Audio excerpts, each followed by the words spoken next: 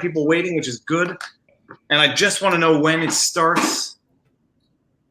So it says we're live. Go to the. We are live. I see us on your computer.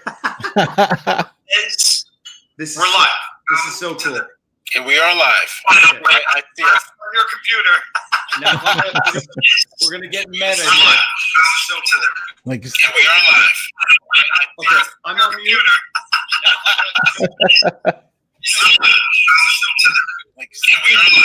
This is meta. I'm hearing a lot of feedback. You might want to put. Hold on. I'm hearing a lot of feedback. That's because I have it playing. There we go. All right. That's because I had it playing on the on my background. This is amazing. We're live and people are now watching, and we're going to see the Vlawg dog.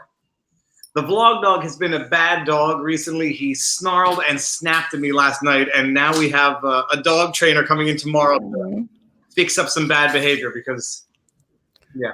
Is he all right? Is he not feeling well? Because usually something that happens when they don't feel well. He was in someone's bed, and I think he was trying to protect the kid in the bed from a perceived intruder, which was one of the parents. And then when I came to get him by the collar, he didn't like that either. So it was a series of unfortunate events that it was my fault. I know what I did was wrong. So when I got snapped, it was not excusable, but not understandable. It's going to be fixed, but.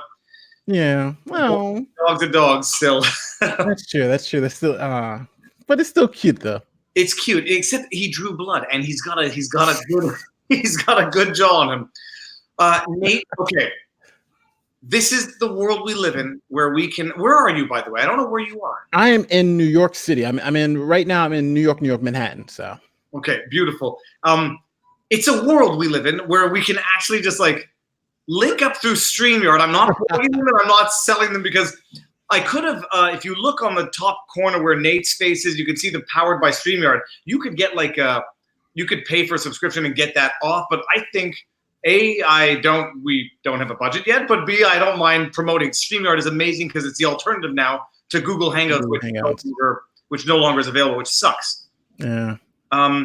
Deranged says he'll take the Vlawg dog off my hands. We're not there yet, but if we ever, trust me, there's going to be a video. I wouldn't put the dog to sleep. We would find a happy home for him if he can't get along safely in a house with kids.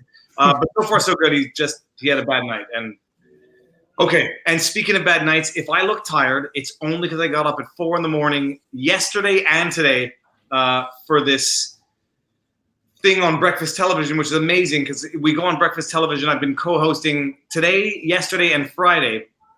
Starts at 5:58 and it goes to 9.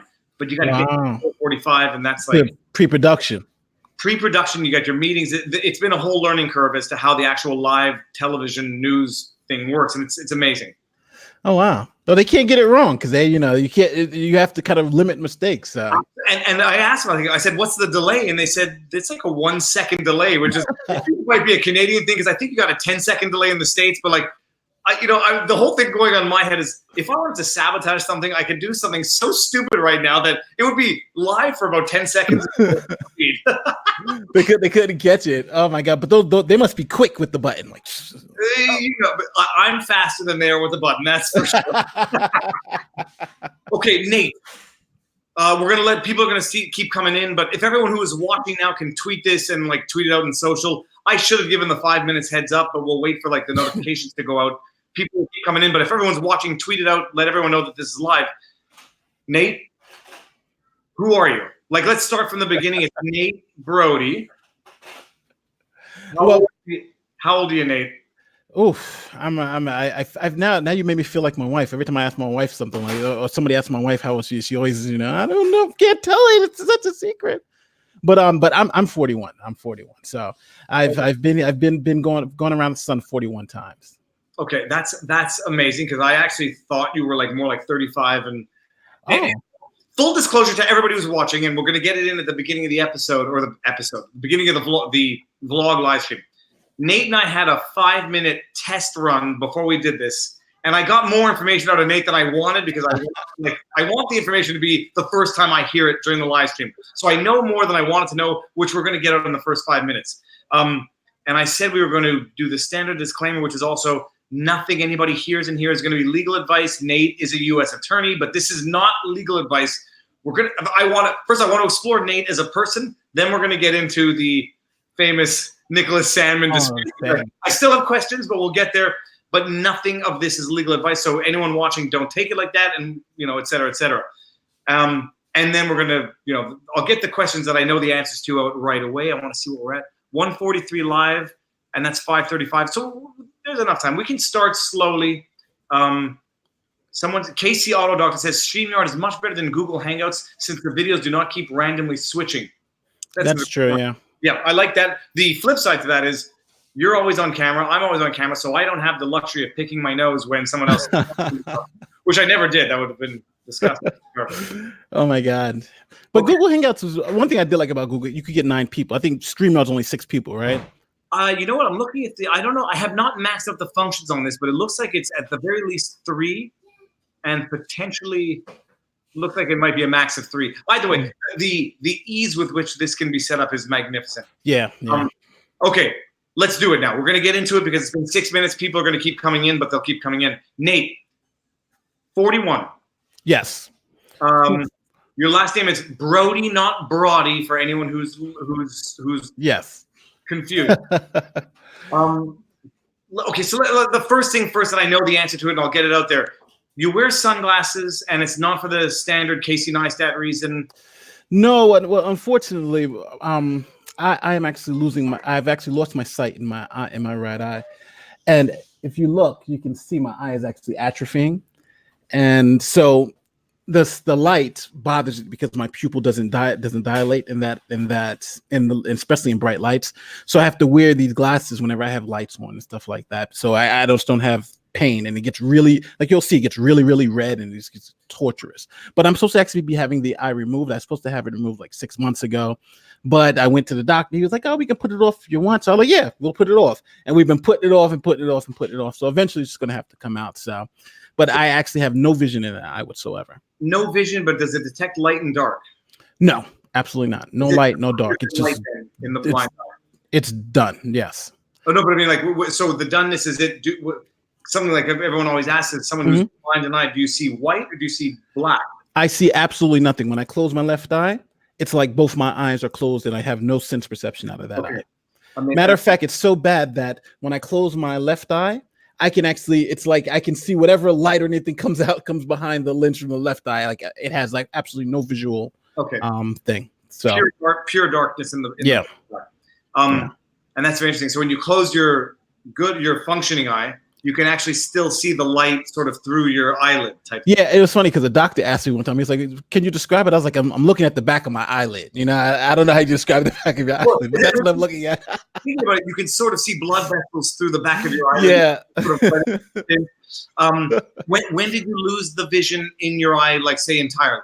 Well, what happened is that when I was a kid, I'm the son of 2 drug addicted crackheads from Harlem. That's where we grew up, and as a kid I had a lazy eye. Now it's something that's simple to treat. You can just patch the good eye, and the eye that you have poor sight in will recover. But because my parents were in the emotional and tragic situation that they were in, they didn't do that. And it just developed. And so over time, it just developed and became worse and worse. And then when I was kind of in my 20s, it really started to deteriorate.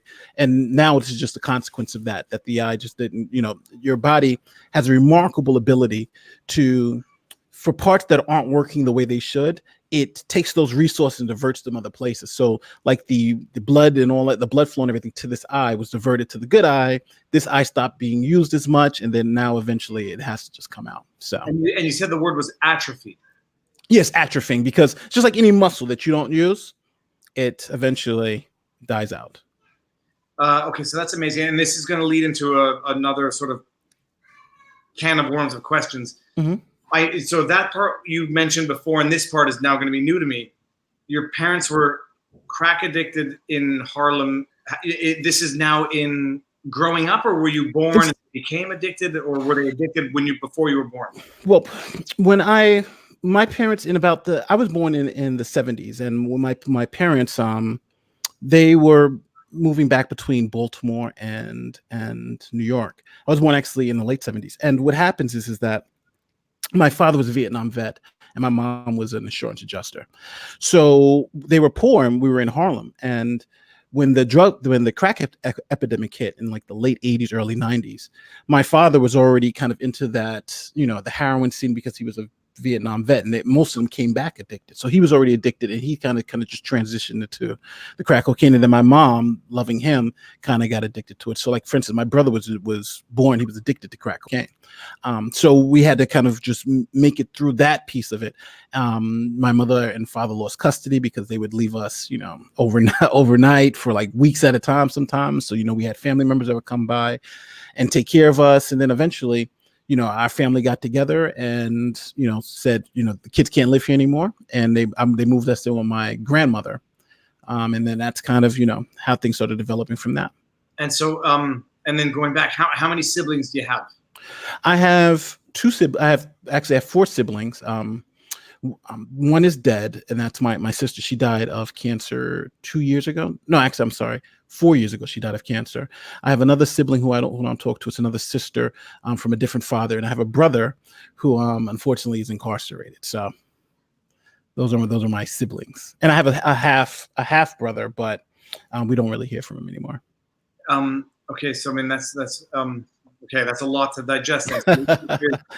Yeah, it's funny because I think for a lot of your audience, they probably don't realize that in the inner city, my story is it's a prevailing story where most people actually have this story. I was speaking at a conference, and then so at this conference, you have to, they ask you about your background. So I give them my history, and two of the other Black candidates came forward and told me, "Hey, listen, your story is my story. Your story is a story that this is, I'm here with my PhD, but this is my story. This is how I got here.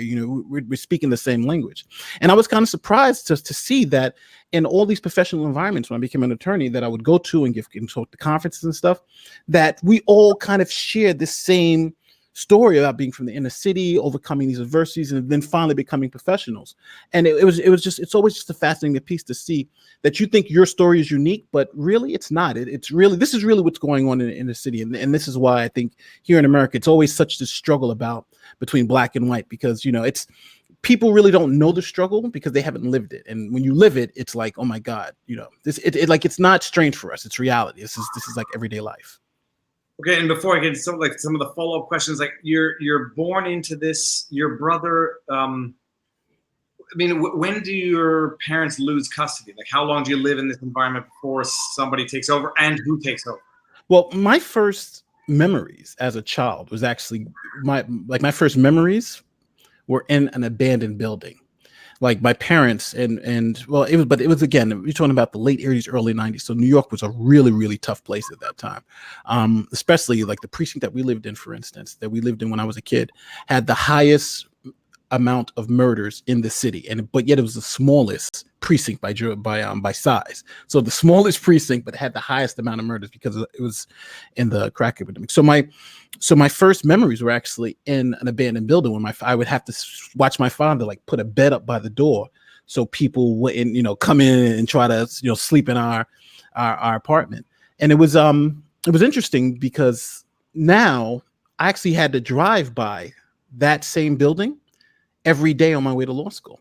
And it was one of those things that reminded you like, wow, when I was a kid, that is where I remember, growing up. I remember my sister being there. I remember how scared we were at night. I remember we didn't have to have food, like, taking roaches out the cereal box. That was, in that building, I had to drive by every morning before I went to law school.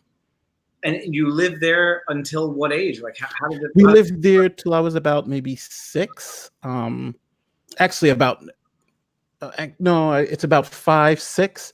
Then my mom actually started getting government assistance. They started getting government assistance, and then at about before 6, my sister had actually gotten taken well, she wasn't taken. The state took custody of her and gave her to my grandmother because there was some abuse that was happening. But I wasn't subject to the abuse. But then I did become subject of abuse. And so the state was able, so that in America, it's very hard to take kids from parents, especially back then. So the argument was made for the abuse of my sister. She was actually removed. Then they made the argument for me. But at that time I had a little brother. So my parents, they ran from New York to try to avoid the authorities to try to keep us. But then, they couldn't survive where they were at. So we had to move back to New York. And then when we moved back to New York, the authorities came and separated us. It took me and my brother away. And then my mom eventually did get custody back. And she did for a time try. And that about when I was about 12 years old, she got custody back. And she left my father because he was abusive to her. And then she left my father and we went to Florida. And then the drugs just kicked in again. So, we had maybe 2 good years and then she became crack addicted again. And then it was kind of like, well, now, I was 13 at the time and my brother was like 5. And then that's when the state of Florida stepped in and they sent us to live with my grandmother. And that from that point on was just me and my brother with my grandmother. And the first time the state gets involved and takes you away before your mother gets you back, you're 8 years old, give or take? Yeah, I'm not sure exactly the age, but I know I was in like either first or second grade when that initially happened. You're old enough to remember, you're old enough to remember this as an imprinted experience for your life. Yes, because they would. I remember they tried to dress us up like extra, like they bought us new clothes, like we knew something was going on because they were trying to make it seem like everything was all good, but it wasn't. And I think my father had beat us with I think an ironing cord. So they had left like marks on our skin. So that was like enough to like, hold on, something's going on. So they took us away for a little bit. And then that's when, my mom, she actually, to her credit, she stopped using drugs. She just tried and she was like, I'm going to get my kids back, so, and she tried and then eventually she just, because drug addiction is so pervasive, and I think people don't really understand how sick it is that I watched this woman try everything to try to break it, but it was every day. Just imagine if that fight every day, it's just calling, and eventually she got caught up in it again. Okay, so a couple of questions. Are your parents still alive? Yes, my mother actually, she lives in my co-op in Harlem. So she lives, she had went to jail for a couple of years. And then when she got out of jail, she needed some help. And at that time I'd established myself here in New York. I had a couple of, I was actually in law enforcement at the time. And then, so she came and lived. So I was like, yeah, sure, you can come live with me, but then I was like, then I had to tell the women who are dating, like my mom lives with me. I don't live with my mom. Like that was like the issue, you bring a day home and it was mom. I was like, yeah, but she lives with me. I don't live with her. She's living in my place. So, but it was cool. So she stayed, and then so she got her life back together. She got now she has 2 degrees. She has a master's and a bachelor's, and and she now works with people who are addicted to drugs to try to help them. So she's going to retire, I think, next year. But so that's what she does. So she has done a turnaround in the past, I think, 10 years. So okay, and this is a question that I've always asked myself and always been wondering, when you're a kid in an abusive household like this, or with this going on, and the state comes in and intervenes, as the kid who loves their parents, presumably despite everything they're doing, are you relieved or are you upset when the state comes in to remove you from the situation? What your parents scared, like my parents scared the shit out of me for a long time. Like they would tell me stuff like, you don't want to go to a foster home because they beat and rape the kids. You don't want to do this because they do, so it was like, so it was always ingrained in us that we don't want to go with them because if we go to foster, that's where kids go to die. You know what I'm saying? So when we first left, we were scared as hell, but it wasn't bad. It was, hey, you get 3 square meals a day. You get people who care about you. There are rules here that you have to follow. So it was kind of like, hey, this is almost like heaven. We went from, some nights eating cereal, and if that was, even good, to now, things were taken care of. So it's just like, just going from a spot where you do love your abusers, but as a kid, you like, well, I'm eating every day. I'm having fun. I'm going to the park. The first couple of days were rough, but then after things were moving, it got to the point where it was like, going back. It was like, shit, do we really want to go back? but you miss mom and you miss dad and you miss, and that's at the end of the day, that's who you want to be with. That's where you feel you belong. So that's what happened with me and my brother. My brother really not so much, but I felt like I belonged home. So. And by the way, if I'm looking like down to the side, I'm trying to follow some questions to see the comments to see if I can get to them. But Cool. I make sure I get to these questions. The foster family that takes you in, is it one family for the entire process, or do you go from one foster family to the next? Well, we were just with one family it was more like a group home scenario, and that was maybe for about 2.5 weeks. We were there. So it was like kind of a group home where they take, because they don't want to separate siblings. So they took us both and put us there. And then we had family members from my mom's side who did want to take us in. So they were trying to figure that out. But by that time, my mom kind of got everything together. Like, hey, we got a real apartment. We got real this, now she's making money. So that's when they were comfortable giving us back to her. But for that first time for me, it was just like a group home scenario but it was run by, because I don't want to say it was run by like a family, but it wasn't, you know what I mean? It's like the people who ran it were related, but it was like, it was more than just 2 kids there. It was like, I think like another 15. I mean, and that, for anybody who's never had this experience or even come close to it, like when you know that your mother's addicted to drugs or has a drug problem, and then you know that there's a good period, and then you see as a kid your mother lapsing back into a bad period. I mean, what's that like? What does it look like? And how do you digest it as a kid? And what do you think is going to happen to you? See, the problem is I know this as an adult, but I didn't know this as a kid. I didn't know what was going on. I didn't know that they were addicted to, I knew there was a problem, but I didn't know that they was addicted to crack cocaine. Like, I knew that there was a problem. It's as a kid, as an adult, you can easily see, okay, because we had those experiences and we've been taught that. But as a kid, you just don't know. Like, I knew, to be totally transparent, I remember how I was feeling when I was a kid, when my mom started relapsing back to the crack cocaine. And to be honest with you, it was like a fun time if you were a kid. Like, because she was within the disease, I could be out as late as I want. I could hang out with any of my friends, I could eat what I want. Like, and as a kid, it just gave you so much freedom because, it was like, oh, mom says she's not going to be home. So what? Because I was like, 12, 13, I could hang out with my friends all night. So when it made to that transition to being bad, and then we were like living in a car, it was like one day you woke up and you're like living in a car and you're like, how the hell did we get here? It's like, that's how it is for a kid. Cause you don't see it because you're living in your own space until it all just kind of crashes down. I mean, and then like practical questions. You're being a kid, you're going out at night, you're hanging out with friends. Your mom's not giving you allowance. You're not getting money from your parents to do stuff. So what do you do for fun, and how do you physically, like, what do you do to get money to buy things, to go out and do things with them? How do you have fun? Well, again, so I was unfortunately in the hood, and so we did what we know how to do to make money. We sold drugs. That's what we did. I remember the first time I started, I was in Baltimore, and I was chilling on the stoop with a friend of mine next door, and he was like, hey, you want to make some money to get the nice tennis shoes? It's funny because when you go down south, they call them tennis shoes, and you come up north, they call them sneakers. So he was like, hey, you got some horrible tennis shoes, you want to get some new tennis shoes? I'm like, yeah, but I don't have any money. He was like, well, hey, if you want to, you can make some money. Let's, you can start slinging these rocks. And I was like, well, how much money can you make? What's up with this? Now, I'm not going to play fawn in the woods. I knew what was going on, but I was just like, is it even worth it?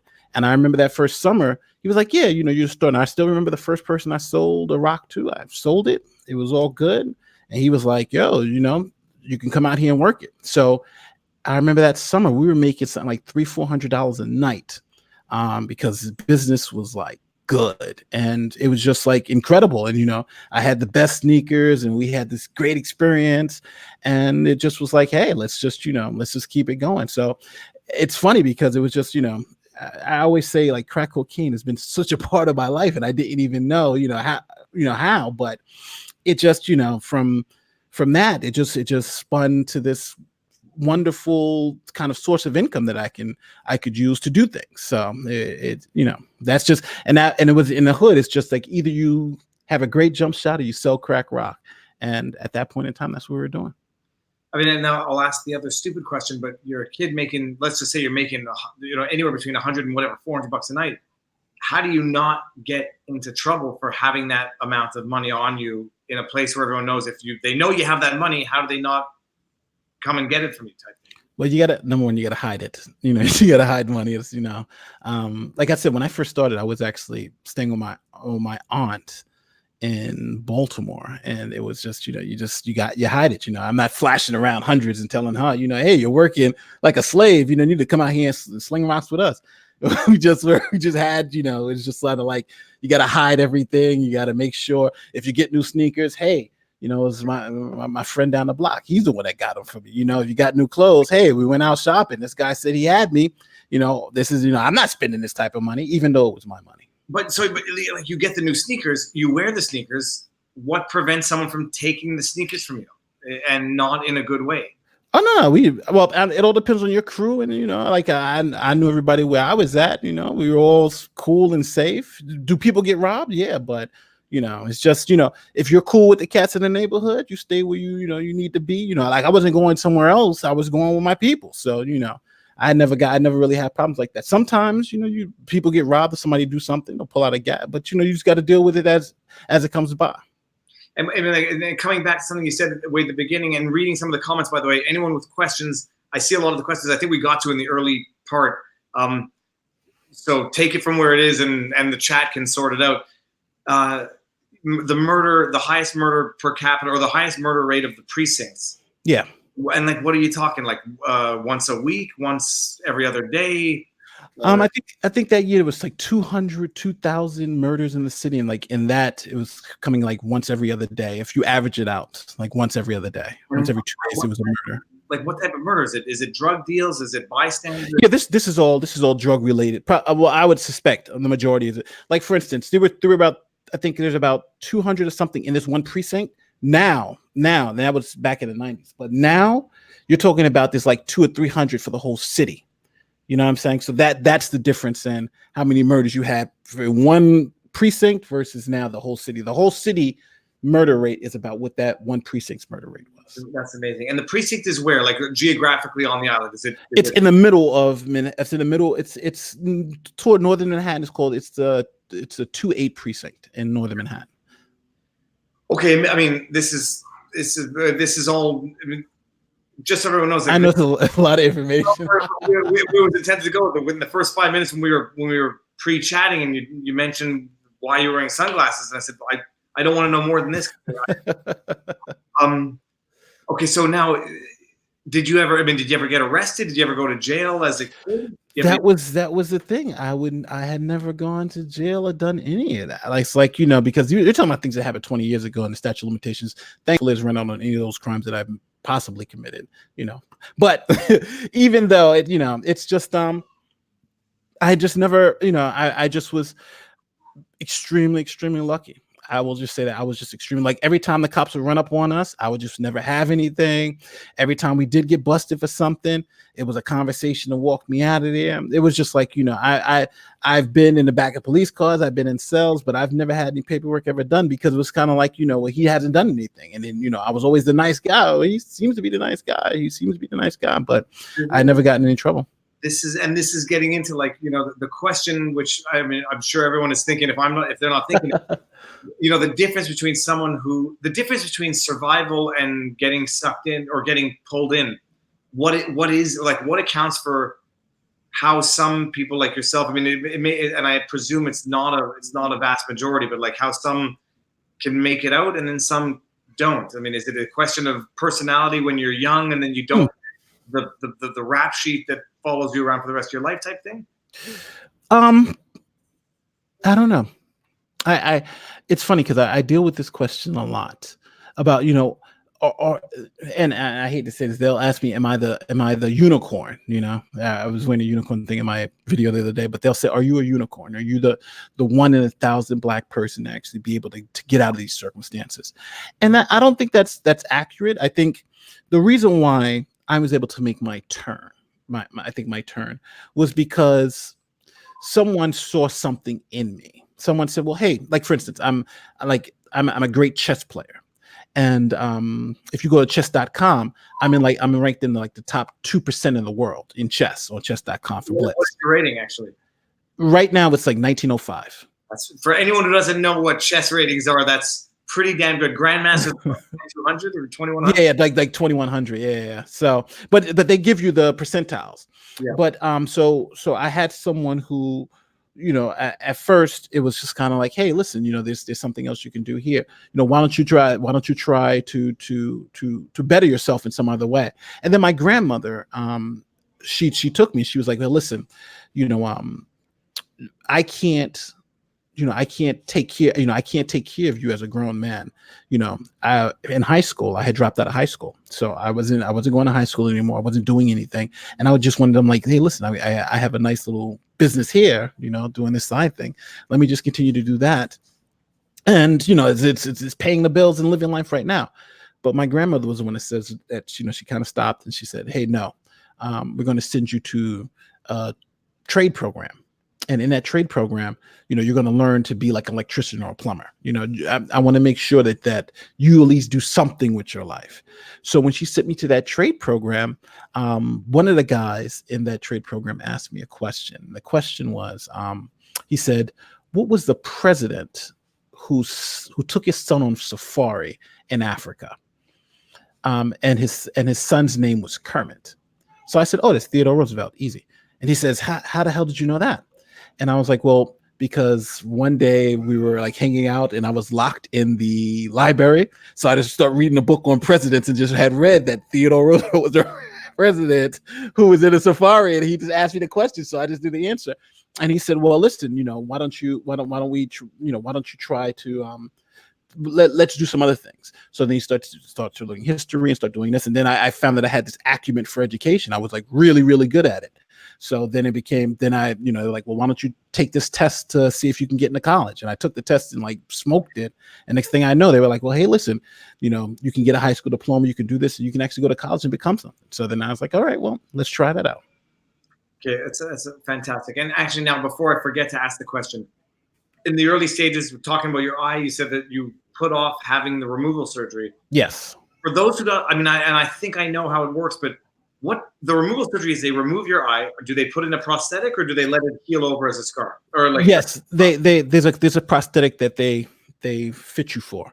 So like, for instance, when we schedule the surgery, they'll schedule me to be, I forgot what the thing they use, and they like take a, I'm not sure if it's an X-ray or whatever, but of the way your socket is, and then they build the eye, and then when they take the one out, it heals, and then you put the fake one in.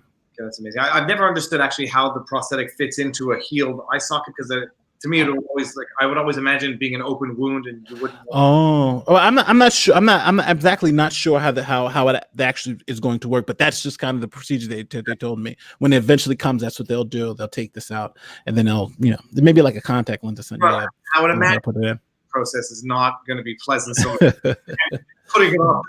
That's what I'm trying to put it off.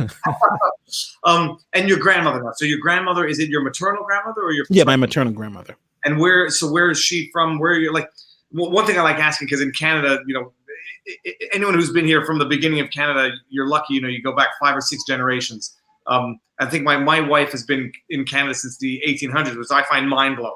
But your family lineage, like how long have you been in America for? See that's one of the interesting pieces about it. Like on my mother's side, my grandfather's from Trinidad and Tobago. So like when we went to Trinidad and Tobago, it's like the whole like street. It's like all your family members. Like, oh, this is my uncle. This is like, oh my God, all these people from I never knew.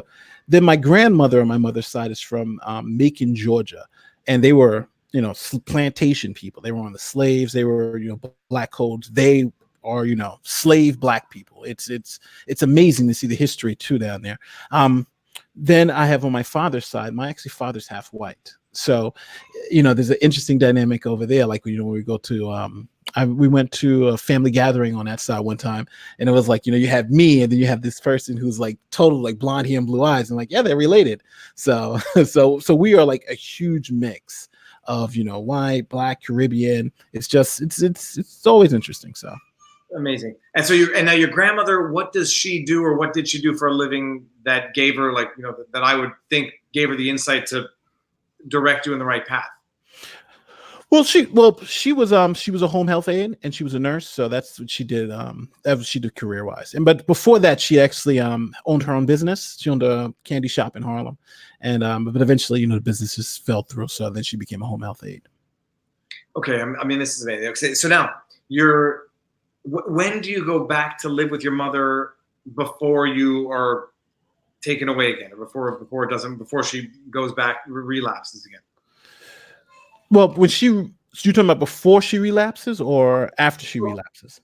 Okay, so I guess before you were 12 years old. What happens now?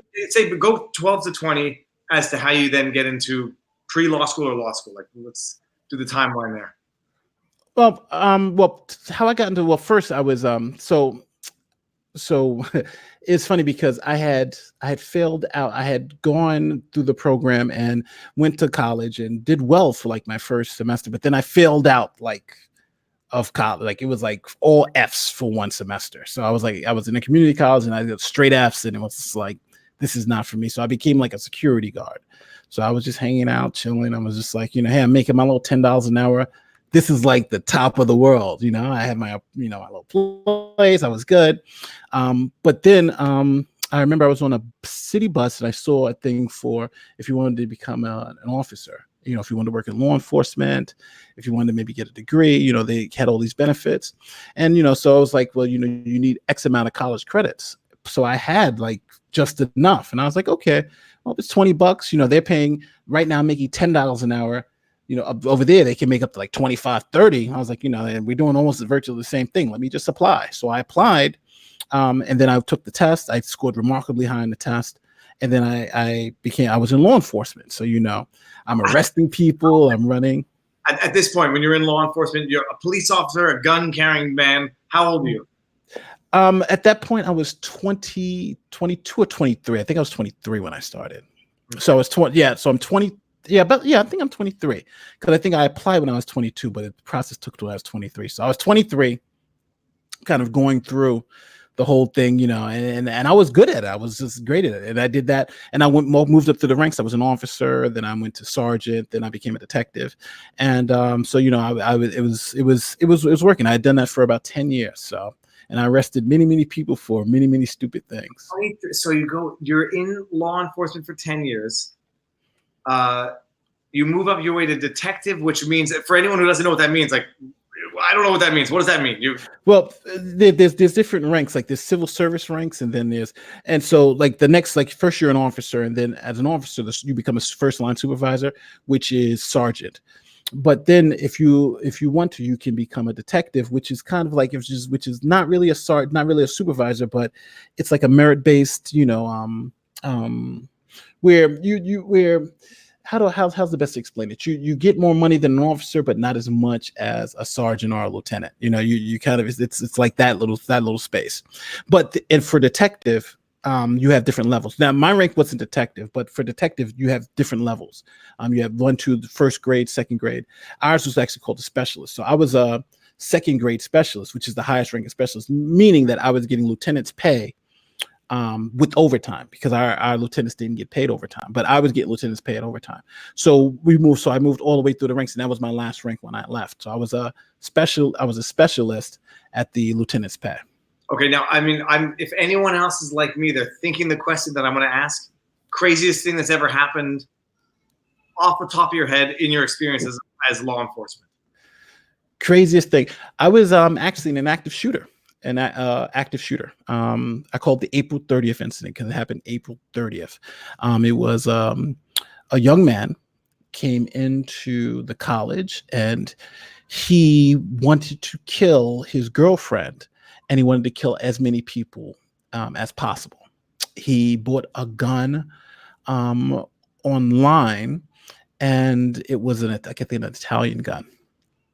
So he has a manifesto, and in his manifesto, he wrote that his plan was to kill his girlfriend in our main building. And so he would kill the kill his hostage in the main building, and then he said he would kill everyone else. And he said that he wanted to kill some cops because he wanted to see the nice stuff on TV when cops get shot or whatever. So what happens is he went over to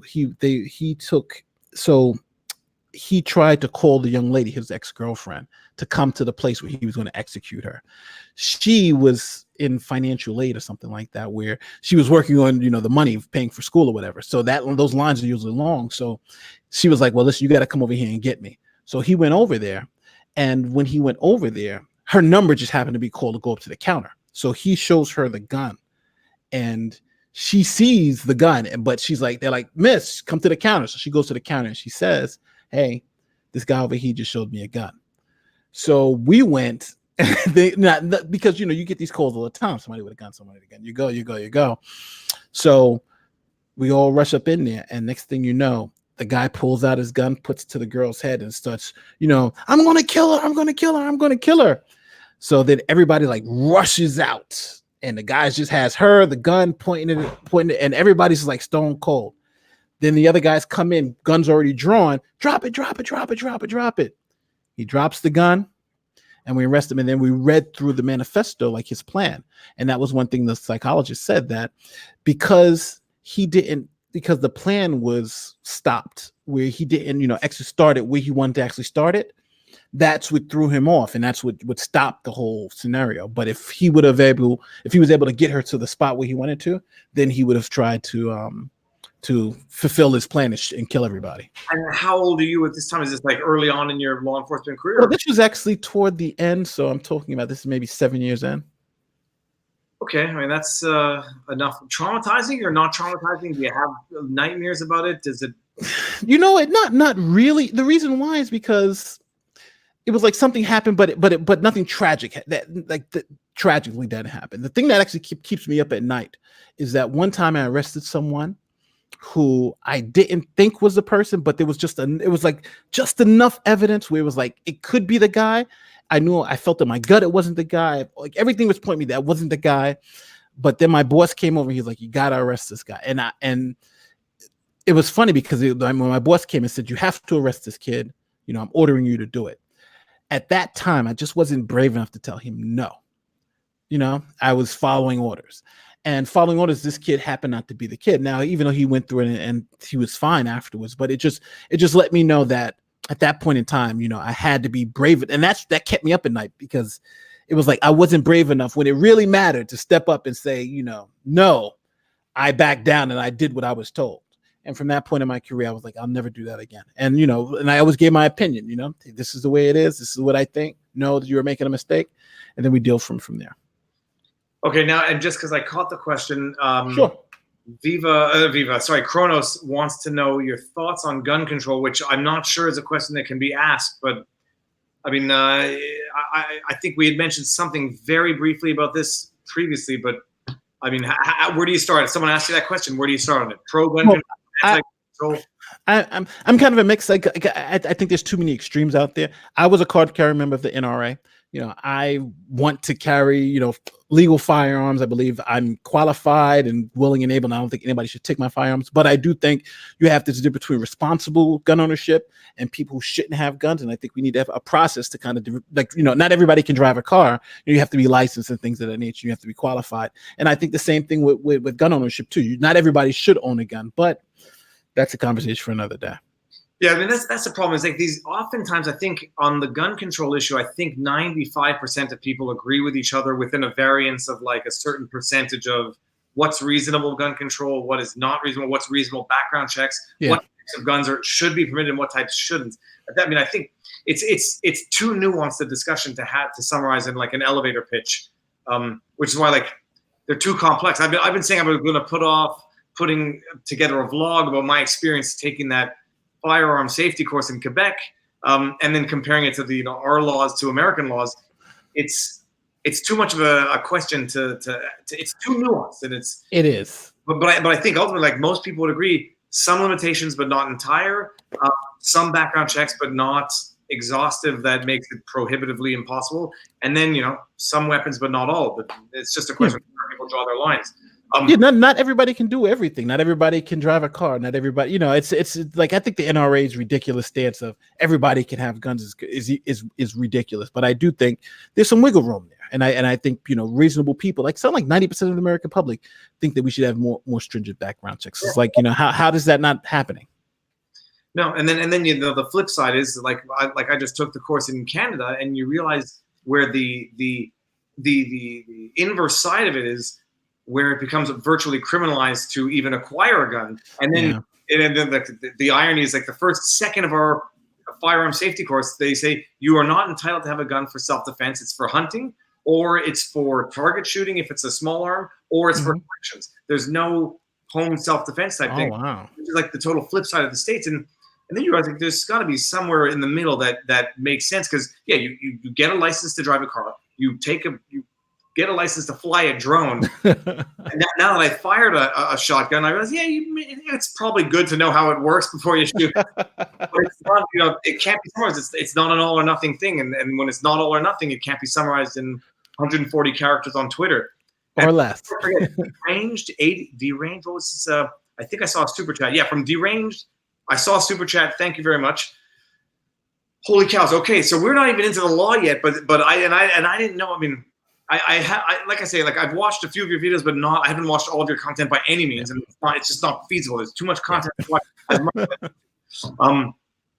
So you're in law enforcement for 10 years. You leave. Do you leave because you're disillusioned? Do you leave because you want something better? Like, why do you ultimately decide to leave and go into law? Well, I left. So first it started with a promotion. I was going to get promoted to lieutenant, and then have my own little thing. And then I was passed over for promotion. And then I was kind of like disillusioned. I was like, oh, what am I going to do here? I can still continue to put my last 10 years in, and and just be credited out with because we had a 20-year pension. So you do your 20 years and you're out and you're good. So I was like, oh, okay, well, I'm in a good little spot here. But then I got a boss, and he told me, he was like, hey, what do you want to do? What if you want to do with your life? And I was jokingly, I was like, I really wanted to get into law, but then it was funny because he said, so you want to be a lawyer? I was like, yeah, I've always thought about it. He said, have you ever taken an LSAT? What have you done? And I said, no. And so while I was in law enforcement, I actually went to school and got my bachelor's degree. So I had my bachelor's degree, and it was kind of like, this is enough to get more. But he was like, but then my boss was like, well, listen, if you want to do more, we'll work with you. So you can try to see if you can accomplish this goal. So then another promotion came up where it was like for me, and I'll never forget, my boss brings me into the office. He says, come in here, Brody, come in here. So I'm like, yes, what? He's like, you stupid. I don't want to say the word because I don't want to get demonetized, but he's like, you are the best candidate for this job, and I want to give it to you. But he said, but if I give it to you, you're going to stay here and not become an attorney. So he said, that's the reason why you're getting passed up. He was like, it's nothing to do with performance. He was like, to show you how bad it is, I'm not even going to fill the job. I'm just going to leave it here. So just because I want you to go do this. So then I was like, okay, well, then I took the LSAT. I scored 152, which I thought was like a bad score. I was like, oh my God, this is like horrible. I'm not going to get to any school. But then next thing I know, I got so many applications that letters of, to get into law school. It was just, I can't even remember the letters to get into law school from like 7 or 8 different schools. And I was even getting free rides to like 3 schools. 3 schools actually sent me free rides. So it wasn't if I was going to go, it was just like, where am I going to go? And for what price? 33 years old at this time, or between 30 and 35? Yeah, I think I was like 33. I think I was. Yeah, so I was in my 30s when I went to law school, so I did it. I imagine that's pretty old by American law school. Oh yeah. Most of my classmates were in their 20s, 23. So it was. Now, okay, so that's totally cool. What does it feel like being an old man going into classes with young kids who in America, do they have undergrads before they go into law school typically? Yes, they have undergrads before they go into law school. So, but actually the law school I went to, because I was getting a free ride. It was like, I could have paid full money to go to a better law school, or do I go to this law school for a free ride? So I went to the law school I went to for a free ride. And most of it it was good times and bad times. Good times because it makes you feel young, but it's bad times because you can't relate sometimes. So, but there were some more older students there who had families and who were a little older, who had previous careers. So we kind of connected more, especially for the part-time program. But I was in the full-time program. In the full-time program, it's usually younger students. So yeah, it was great because we partied hard though. You know, I got party hard. to Yeah. get to the second one first. The tuition for this, had you been required to pay for it, what would the tuition have been, to give us an idea? Well, tuition for laws. Well, there were two schools I was going to go to. The first law school, the tuition was $50,000 a year plus if you were going to because for law school, if you're going full time, you're not allowed to work. So generally you have to take loans on top of that. So we're talking about maybe $180,000 a year just to go to law school. $50,000 would have tuition and $30,000 would have been to live. Okay, that's what I was going to ask. So, and so you're talking about coming out of law school, maybe about $250,000 worth of debt. And I went to law school, and only thing I had to take out was just money to live, and that was it. So my tuition was virtually free for 3 years. Yeah, but and even living, you're still indebting yourself, say $30,000 to $50,000 a year to live while studying for free, and that's a good. Yeah. Yeah, that was the best deal they had, especially and New York is a little bit more expensive because of the rents and things of that nature. So, but I already had like a co-op and I had things kind of set up, so I didn't have to take the max, but I just had to take just a small amount, so I can still eat and survive, especially since you're not allowed to work by going full time in law school. So. Very interesting. Are you married, dating? Do you have kids at this time, or what's your family status? All right. So at this time, when I went to law school, I had my wife and I had my one daughter who had just been born, and my wife. So we sat down and we were like, well, what do we want to do? I had a great career going on. I was well respected. I was actually training other officers in the training academy too. And so I told my wife, I'm like, should we jump into this thing? She was like, well, listen, not a lot of people get to go for free. Do you think you can do it? I said, well, I think I can kick ass. So she was like, all right, if we do it together. So, she supported it all the way through. We jumped in, and, I did so well in law school that after I graduated, a couple of years later, they called me back to come teach because they were like, I was like it just took to me so easily, the law. What school was it? Did you mention it? Say it again. Well, what university was it ultimately that you went to? Oh, well, but because it's going to be too easy to find me if I give the university, so that's why I'm trying not to give it. Don't worry, it doesn't matter. Is your wife working at the same time or not? Or no? Yes, she was working. Okay, and what was she doing in terms of? Well, she's a pediatrician. Say it again. My wife's a pediatrician. Okay, so she's an MD. When you make this decision, it's basically I'm going to take out a loan to live with free tuition, but you're going to be supporting the family while I study on a loan, and then hopefully things work out at the end of this 3 to 4. I think it's a 5-year process. Yeah. Well, it's 3-year process. It's law school, but you have to do the bar afterwards. Yeah, but what happens is that I was doing so well in law school that there's a program called the Pro Bono Scholar Program where you have to have an extremely high GPA to get into it, and it allows you to take the bar exam while you're in law school. Okay. So I was able to take the bar before I graduated law school. So I took it and passed it. And then when I was walking it, I was actually a licensed attorney when I was walking at graduation. And now so my sister passed the New York bar and the California bar. And those are the two hard ones too. Well, and she said the New York bar was difficult. Now, I don't know. It's tough to compare when you can't compare, but how difficult was it to pass the bar? Like, it's a pass-fail system, right? Yeah, it is. But my story for the bar exam is kind of weird. So this is what happened. So I'm studying for the bar exam now. For the semester before my last semester in school, so I'm studying for the bar exam, and so we're about to have another child. So we have our little one. Her name is Aubrey. So so my wife is pregnant, and my wife's due date is 2 weeks before the bar exam. So we're like, shit, how are we going to make this happen? So we go through it. The baby's coming. So now it's funny because whenever you take any bar prep company, they tell you the most important weeks for studying for lawyers are those 2 weeks right before the exam. That's what they tell us. The 2 weeks right before the exam. This is the weeks that you're doing your memorization. So my wife went to labor. So we're there at the hospital. So I had taken like the week off before that because it's kind of like, she's about to go into labor. You got to prepare. Then it's like, so then the baby came a little early. But then my wife, during the labor, so like there was some medical issues, and she almost passed away. Afterwards, the doctor had nicked an artery, so she was bleeding out. So they had to go back and try to find, what had happened. So there was like all this blood. So they were like, it was touch and go for a little while there. So it was like, what are we going to do? So I was kind of like, I had my new daughter, and I had my other daughter who I really didn't want to tell her what was going on, because I didn't want to scare her. She was still going to school and stuff too. So I have, so I'm like, so we're trying to figure it out. So then I called the school and I said, well, listen, I know I'm in the pro bono scholars program. I know I'm supposed to take the bar in a couple of weeks, but that's just not going to happen because, my home situation. And they were 110% cool with it. They were like, don't worry about it. Don't worry about the test. Don't worry. And the part that was bothering me was that one of the issues that kept coming up is that nobody had ever failed. No one who had been in this program had ever failed the bar. So it was kind of like, so now it's like all this stress from that. But then I had all this stress from my wife almost dying. So I just kind of just said, what, fuck school, fuck the bar.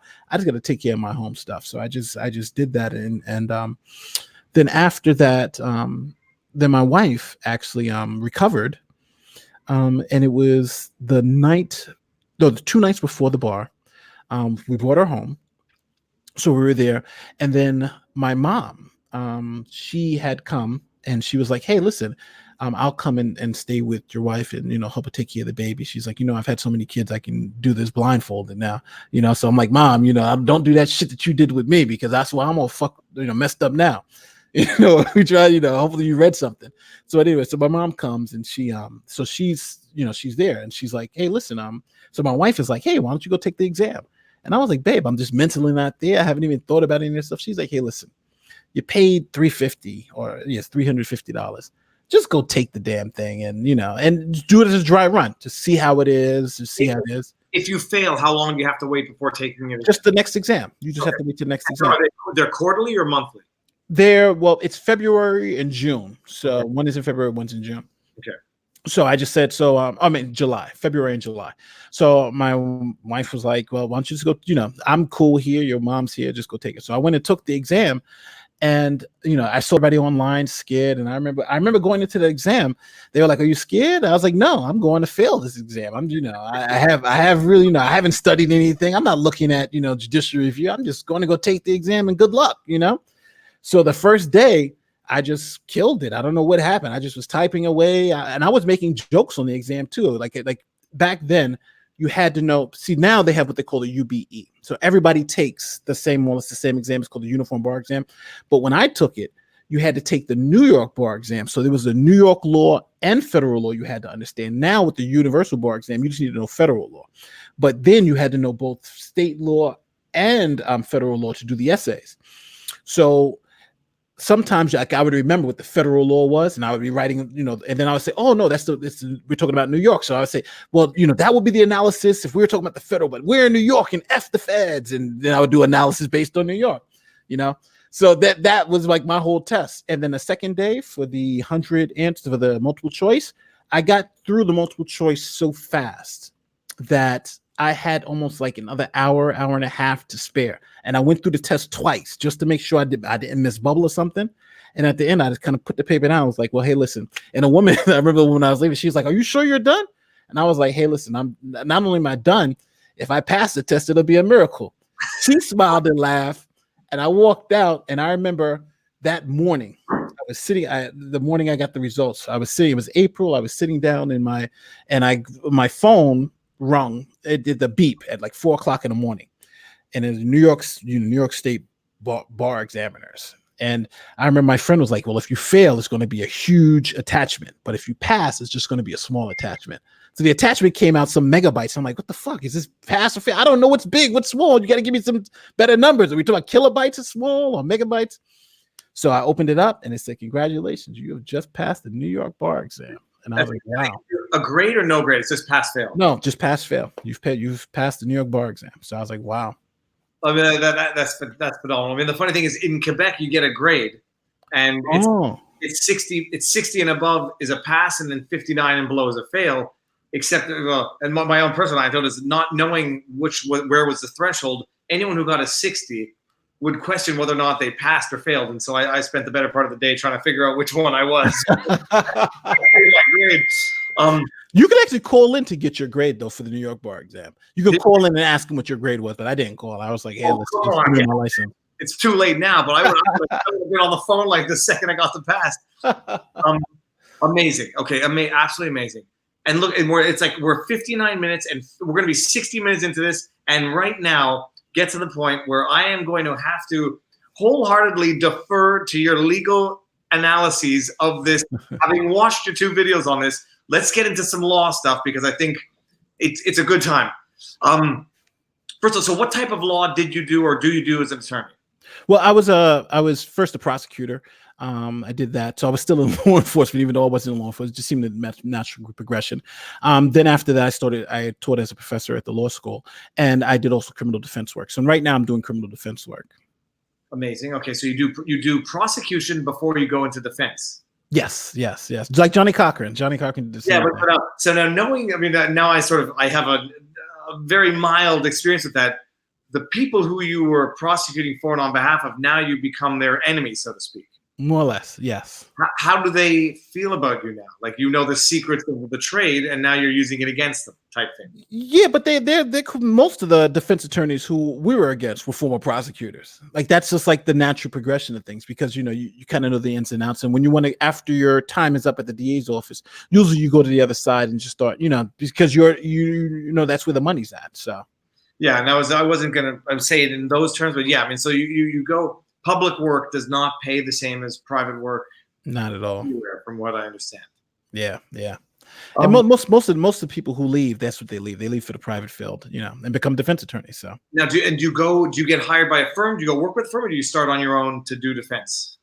Well, after I started working with the college, I just started doing defense work because a lot of my defense work was pro bono. So most of my clients at the beginning were just pro bono clients, people from my community, my neighborhood, who just got into trouble because a lot of times, from where I'm from, people just couldn't afford attorneys. So you would take bad plea bargains and bad deals because you just didn't have great legal representation. So for a lot of my friends and people who I knew, I would just, they would, hey, I just been arrested by the police. Okay, I'm coming down there and do an arraignment and do this. And it's interesting. Most of those people, well, not most, actually all of those people, I got off of whatever criminal charges they've had with extremely dismissals and stuff like that, because it really just depends. If you have an attorney who's able to make the prosecution jump through all those hoops, you become it becomes, when you're a prosecutor, like when I was a prosecutor, I had 70 cases and I'm trying to get through those, and I got 70 more coming.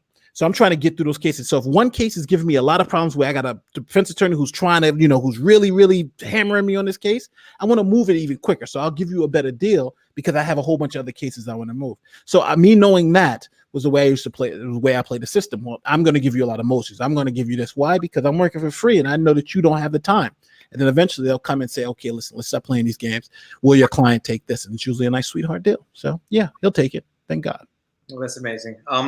Okay, now, and before I'll get to this question right now because it's sort of fitting. Sure. Can you ask Nate how well your average police officer knows the laws they enforce? I've heard a lot. I've heard they don't know as much as they should a lot of the time. Well, we don't really know.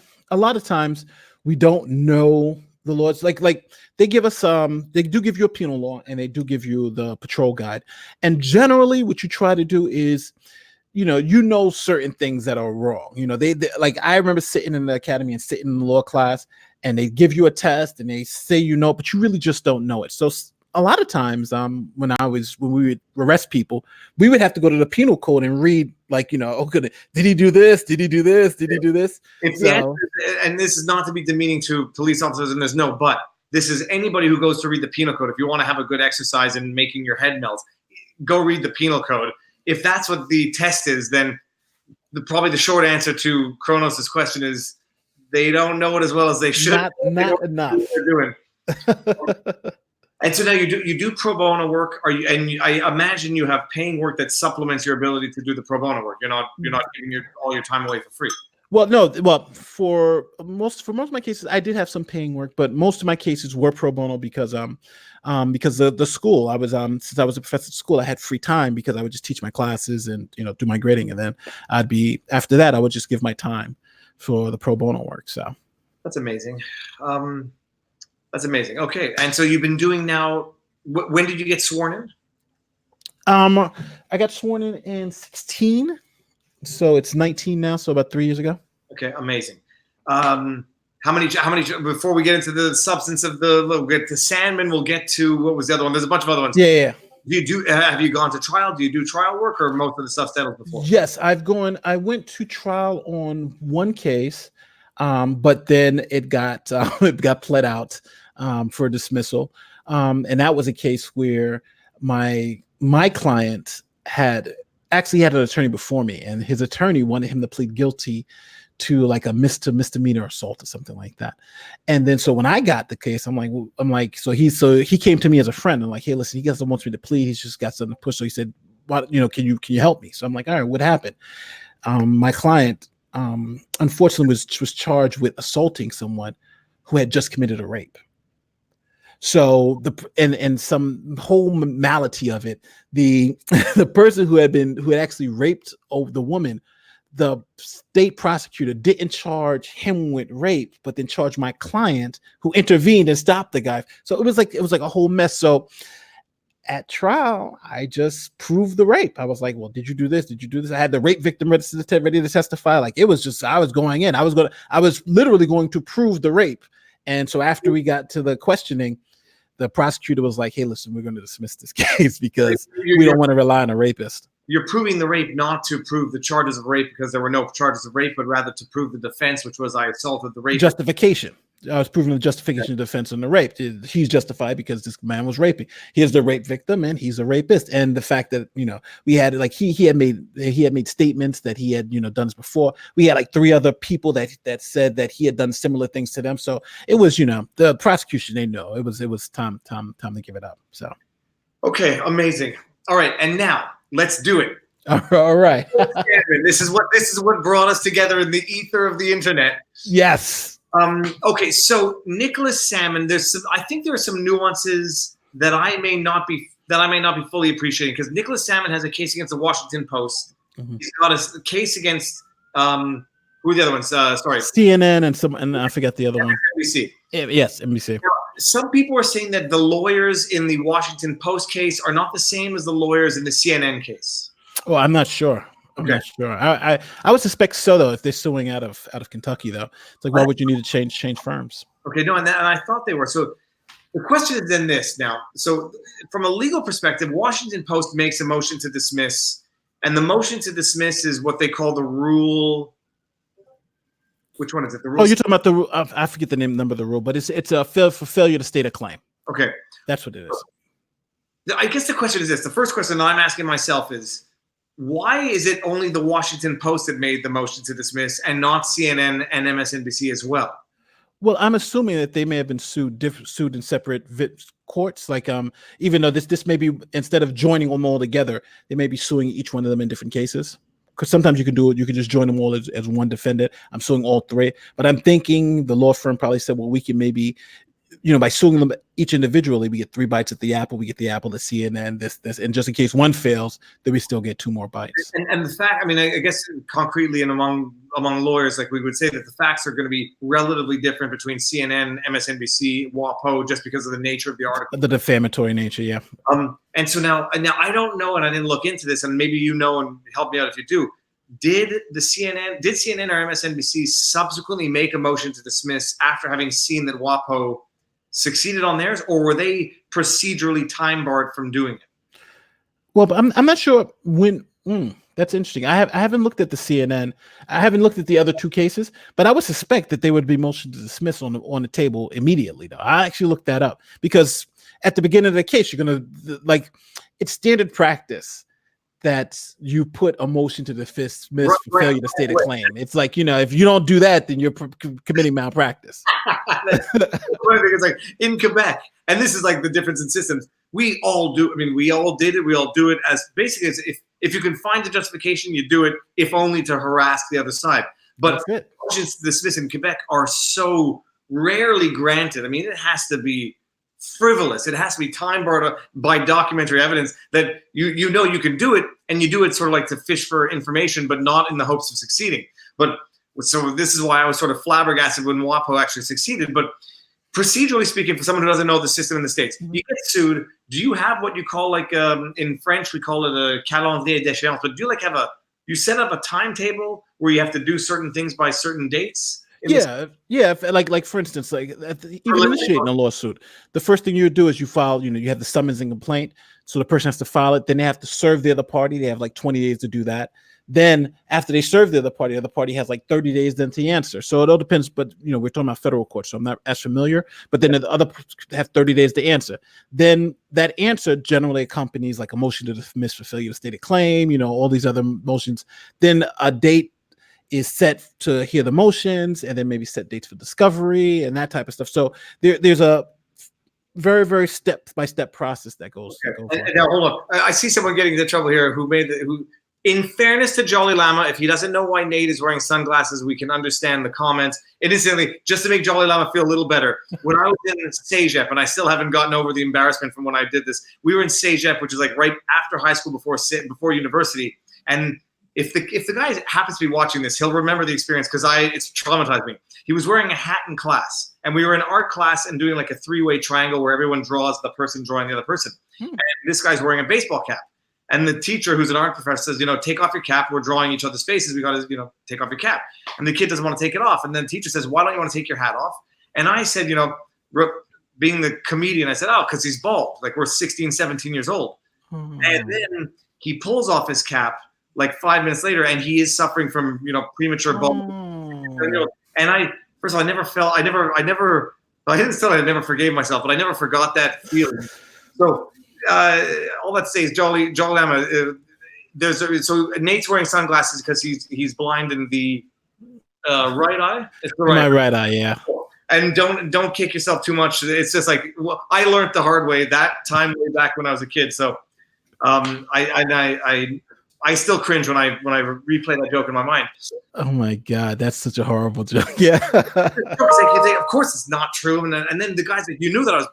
Well, why would you say that? I was like, it's like the old joke. He's like, why don't you take your hat off? Anyhow, you learn from other people's experience sometimes. Amen to that. So you have your time frames. The response, when you get sued, you have 30 days to respond. Is that to file an appearance, or like say I'm being defended, or is that to file your actual defense response? Well, you file a defense, but like the way it works here is that generally the plaintiff will let allegations, like allegation number 1, you did this, you did this, you did this, you did this. And usually the answer is just answering those allegations. No, I deny I did this. I deny I did this. I denied I did this. And if you don't deny something, then it's said that you've accepted it. Okay. And so that's what it is. And then usually you'll see your motion to dismiss along with that. Well, hey, I'm denying all these allegations, but in reading the complaint, they didn't state a cause of action that they can recover from. And then the judge will then have to resolve that before we go any farther. Because it doesn't make any sense. If you haven't stated a claim that you can recover from, then why would we go through discovery? It just doesn't, Okay. So now so the response, which is 30 days, and I presume you can ask for more than 30 days if the lawsuit is sufficiently complex. You can ask for extensions, yeah. Okay. You have to respond to every allegation, similar practice to Quebec or to Canada. Do you have the choice in Quebec? You can examine a witness either before you file your defense or after. And that is to say, if you want to get more information about the lawsuit before you file your defense, you can examine, but then you can only examine on the statement of claim. But if you examine after your defense, you can examine on everything. Do you have the similar type rules in the state? We have, it sounds like for us, you're talking about like the deposition process and the discovery process, where at the point, you're starting to exchange that information, then you start your depositions, where then you have the, whatever parties that you're going to have, you depose them, and that gives you that information. But I've not, because I really haven't done civil work, even though I've sat through depositions. So I'm not sure what the limitations are, but I'm assuming that when you are deposing somebody, that would be at that stage of discovery.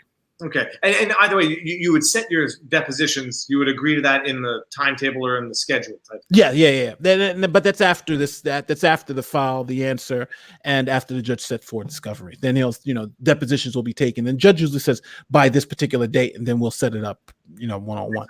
typically, like let's take, I mean, if you know offhand or if you have a rough idea, how long you get sued, typically how long does it take before you get to trial in the States? Because it sounds like it moves. Ooh, but it really depends, because I've seen like I used to do when I was I practiced in housing court sometimes, and sometimes I can get a trial within a month, but then sometimes you get these civil litigations, they can go for years without having trials for different things. Like I remember there was a probate one that went almost 10 years before they got to trial, because the woman kept changing lawyers and a whole bunch of other stuff happened. So it really depends, but on average you're talking about, for a civil trial, you're talking about maybe 6 months to a year, possibly. But it really depends on if both the parties are willing to get this thing done over quickly. Okay, well, if it depends on the lawyer's willingness to get to trial quickly, then Yeah, that might be a problem in and of itself. Okay, and so let's get into the substance of the response, because okay, for anyone who hasn't watched it, I'm looking to see who's in the chat here. Nate made a video basically breaking down where he thinks I got it wrong on my analysis, or my prediction was wrong, because my prediction as of today is wrong, because a judge granted that ridiculous motion to dismiss, that unsubstantiated, baseless motion to dismiss. And I was flabbergasted by Quebec standards. Nate put out a video saying, this is why I was wrong. And you went into great detail about failure to state a claim, making allegations. I think the making accusations, if they're not identifiable, in law can if you're making allegations of defamation and they are not specific about a person, in law they can justify a motion to dismiss.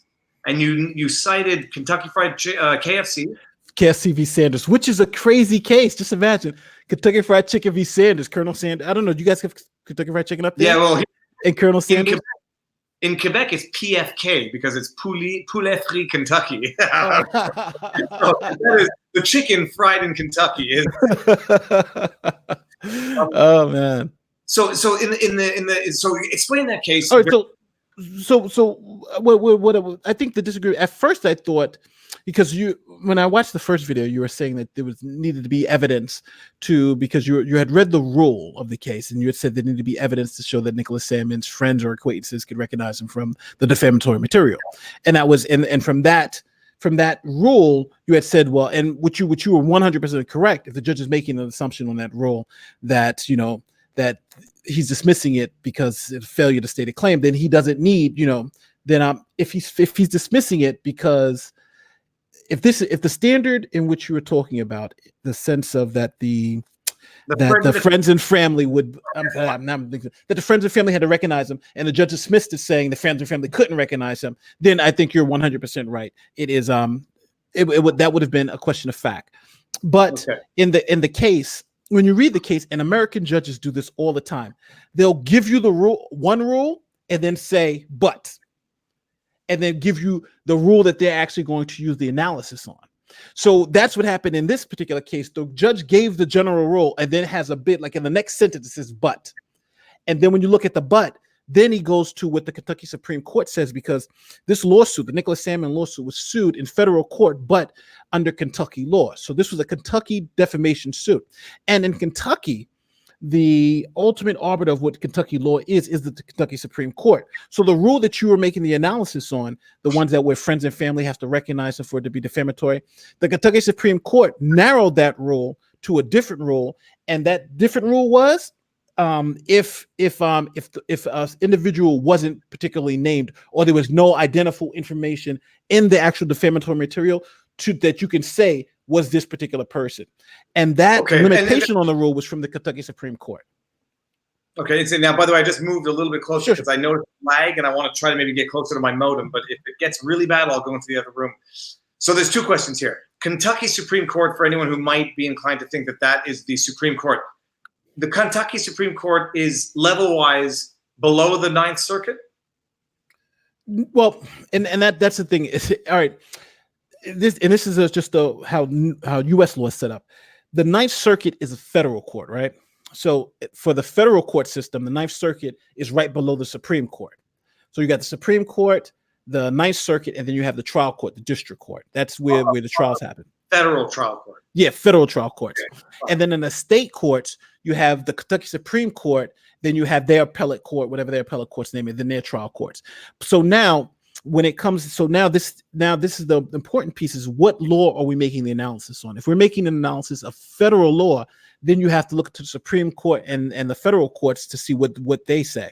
But since this case was based on Kentucky law, the ultimate arbiter of that is the Kentucky Supreme Court. So the federal Supreme Court can't tell you what Kentucky law is, because that's the purview. It's a sovereign thing for the purview of that state. So go ahead. That's a totally that's interesting. So is that to say then, if you go state level, Yes, let's say state level court, you go to the appellate, then you go to the Supreme Court of the state, and that would be Kentucky Supreme Court. correct. If you're unhappy with the Kentucky Supreme Court decision, will the Supreme Court of the United States refuse to hear it, or will they still hear state level courts appeals if the question of law is sufficiently important?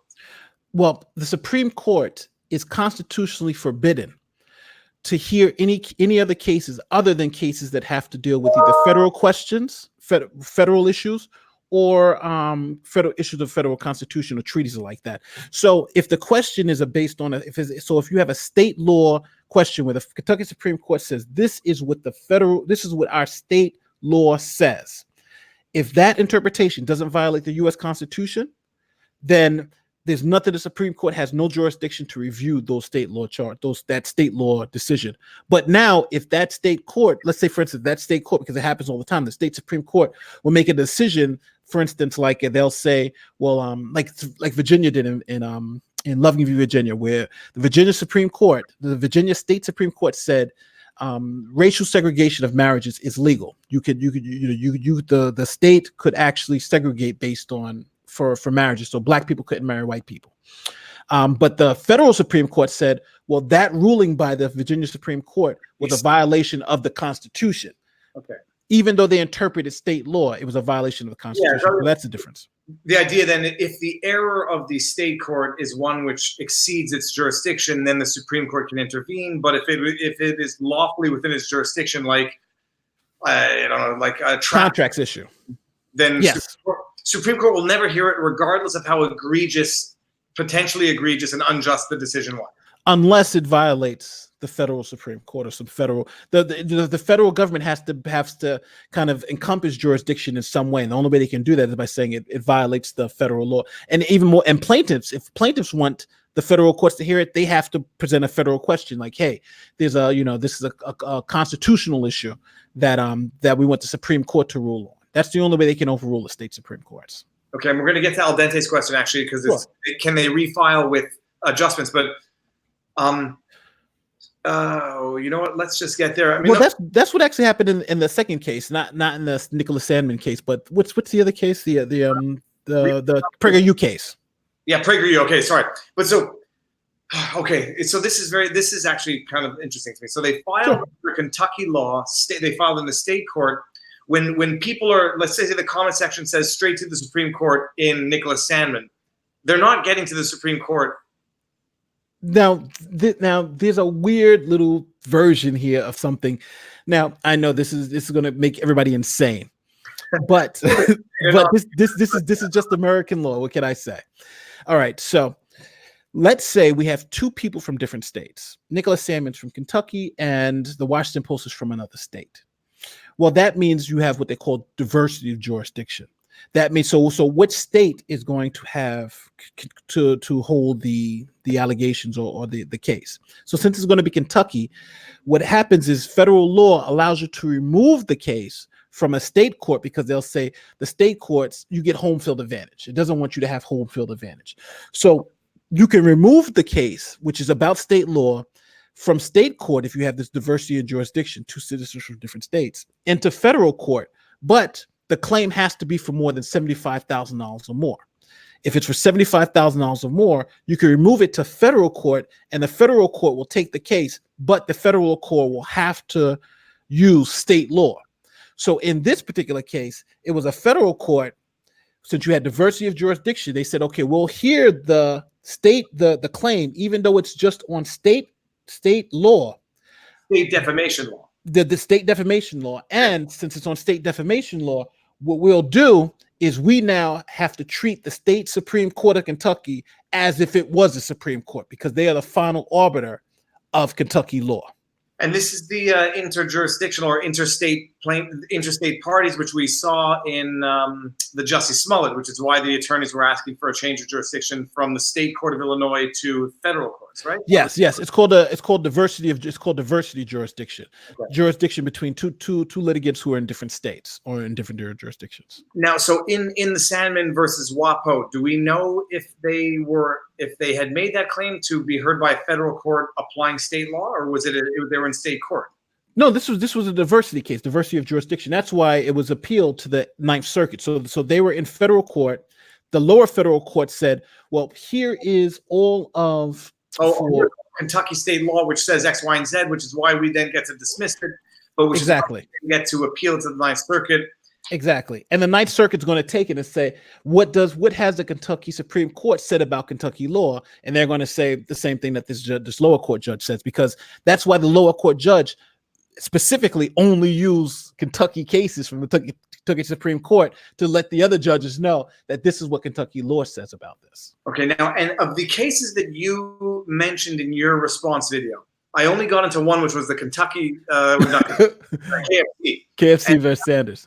That seemed to be a dismissal on a summary motion or a rule. I think it's a Rule 13, but that seemed to be a summary motion. Yeah, it was a motion. It was the same type of motion in state court that we're talking about in federal court for Morris failure to state a claim in the court. And they said, because that was about Kentucky restaurants, Kentucky Fried Chicken restaurants. There was a defamation claim about Kentucky Fried for the one restaurant owner saying, well, they said our gravy was bad or whatever. We had bad gravy. But the court said, well, since you just said Kentucky Fried Chicken, it didn't point to one particular restaurant, you named an aggregate group, and now we're going to dismiss it because you just named an aggregate group. This is what drives me crazy, because we're jumping right into the substance of the motion to dismiss, where because they said Kentucky Fried Chicken but didn't name a brand, a franchise. Yes, correct. But which is I can understand fact-based but also law-based in that. But then where you say like a group of kids and then post a picture of Nicholas Sandmann and say, but we weren't talking about this one kid.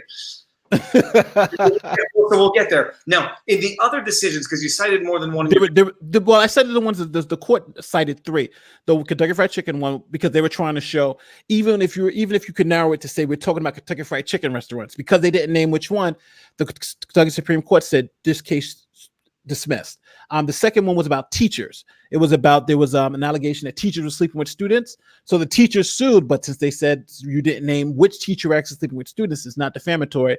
You named an aggregate group. The Kentucky Supreme Court dismissed that, and then they did a. Go ahead. Was that on a same summary? That was on the same Rule 13? Yes, these are the same type of type of rules. I remember one of the ones that the judge cited, and I mentioned it in the video, which talked about testimonial evidence, which necessarily involved evidence above and beyond the statement of claim and taken for granted. So I don't remember which one was it, but so it's interesting because that was the second one. The third one, do you remember the third one offhand? The third one was the Stithers clan, where there was a family of the Stithers clan, and they said those Stithers clan are gun smuggling, whatever. And they said, well, you didn't name who in the Stithers clan, so we're going to dismiss it because since you just named an aggregate group and didn't name the precise individual.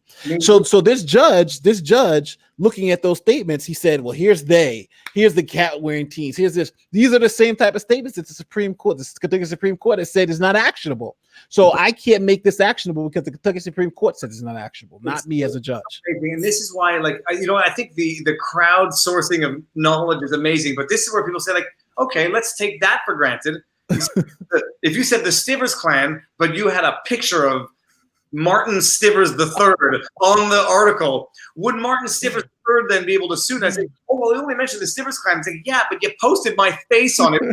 So obviously people think you're talking about me. Does that not, at the very least, make it not something that can be dismissed on a summary dismissal? Like that's where I say that the judge was interpreting fact and law, where if they just said Covington kids, fine. And if they just said, a group of kids wearing MAGA hats, fine. But when they do that, and people pointed this out, in conjunction with slapping Nicholas Sandmann's face front and center on the headlines, and then linking the Twitter video, which had Nicholas Sandmann, whether or not it gets dismissed on the merits for the exact same reasons, does that not at the very least make it now a mixed question of fact and law as opposed to a pure question of law? I agree with you. I think that would. But I think the judge made very clear what he did is, if you notice the ones that he did parse out, the ones that he said didn't name Nicholas Sandmann, what he made sure was to, but what he made sure to do though, he made sure to pick out the statements that had no visual identification of Nicholas Sandmann within the article. So he was very tricky to do that, and he pulled them each one out and said there's no identifying markers in for Nicholas Sandmann, and I think I numbered them too. No, and it's very interesting because and I'm not going to pick on the word tricky because you used it, but it's a sentiment that people have, and when people have a sentiment that a judge is pulling tricks to get to the conclusion he wants, for whatever the reason, that's when people start flipping their lids. And when I say surgical, because surgical is the polite way of saying, I'm going to do, I'm going to sever a tendon from, so I can separate the meat.